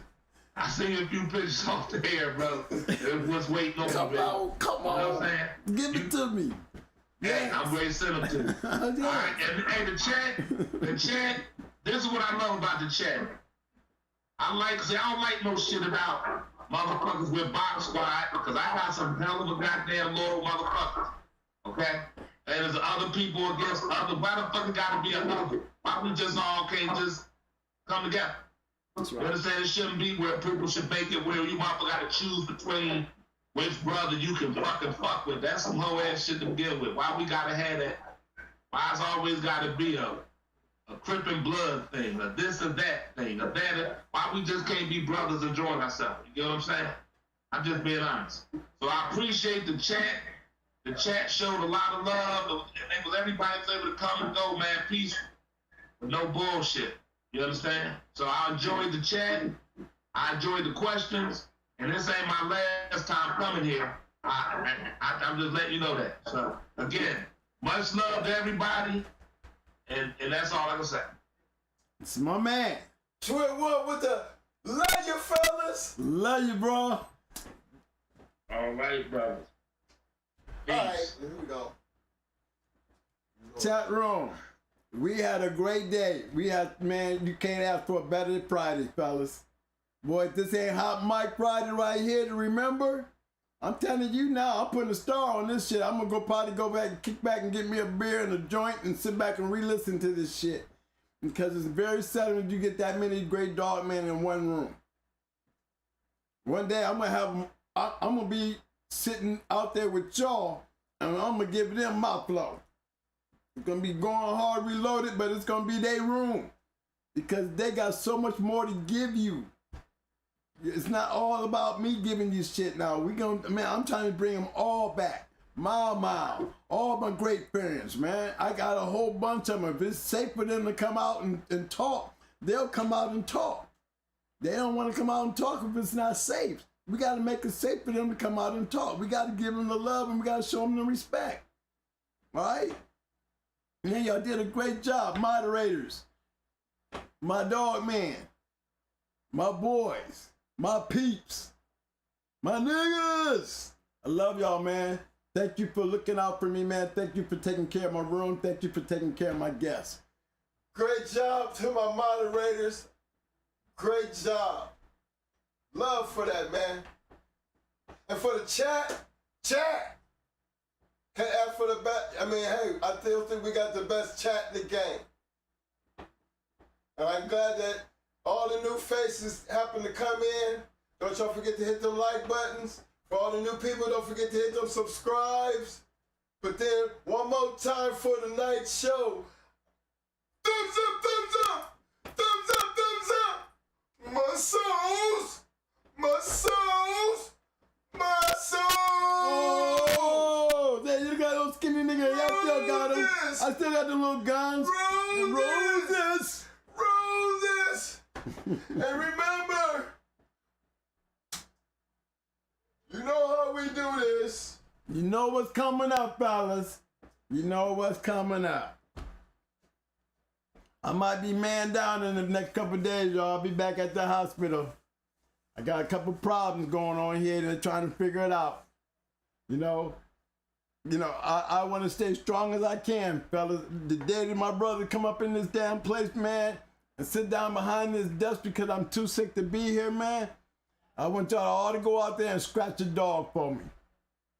I don't give a damn. Just go out and scratch a dog for me, man. I don't care. If I'm in a hospital bed, man, I can't be with you. Scratch a dog for me. Scratch a prayer with a dog for me, because that's what I'm about, bro. You know what I'm saying? Don't give me no hope and wishes. Just scratch a dog for me. That's all I want. I love all y'all guys for coming. I love all you guys for coming. Thank you. All my great old dog men, man, y'all have made my day. Y'all have made my day. Y'all have made my week. Thank you. Chat room. Thank you.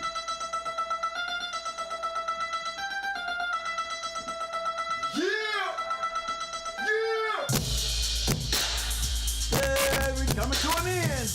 We coming to an end. That's right, y'all. We have had a good night today. We have some great dog men in the room. We done put some bullshit out the house. Now we got a house. Now we got a house. Come on down in here and kick it with me. You know what I'm saying?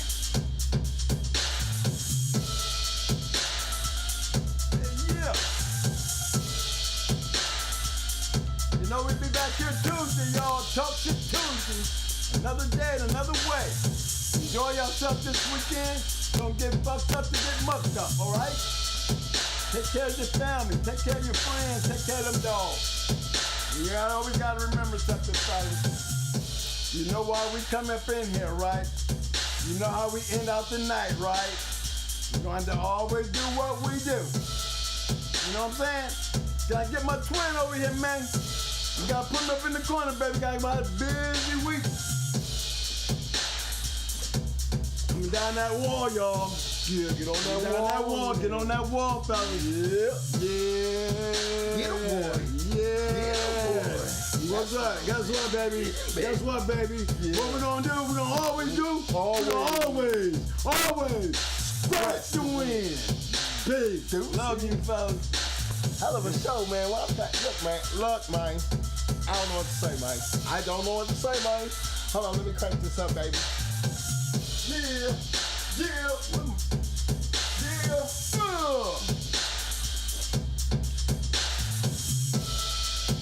Good night, fellas.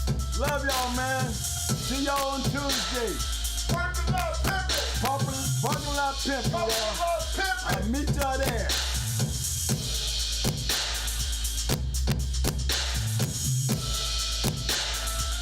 Yeah.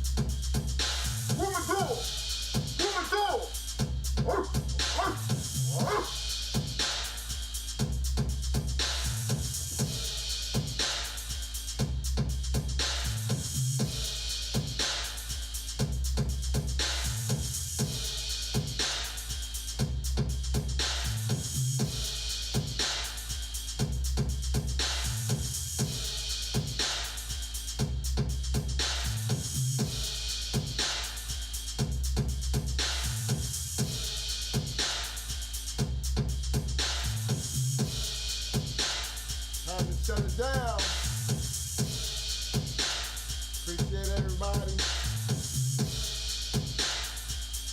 Coming to the show. But we'll see you Tuesday night. Until then, that parking lot is closing. That parking lot is closing.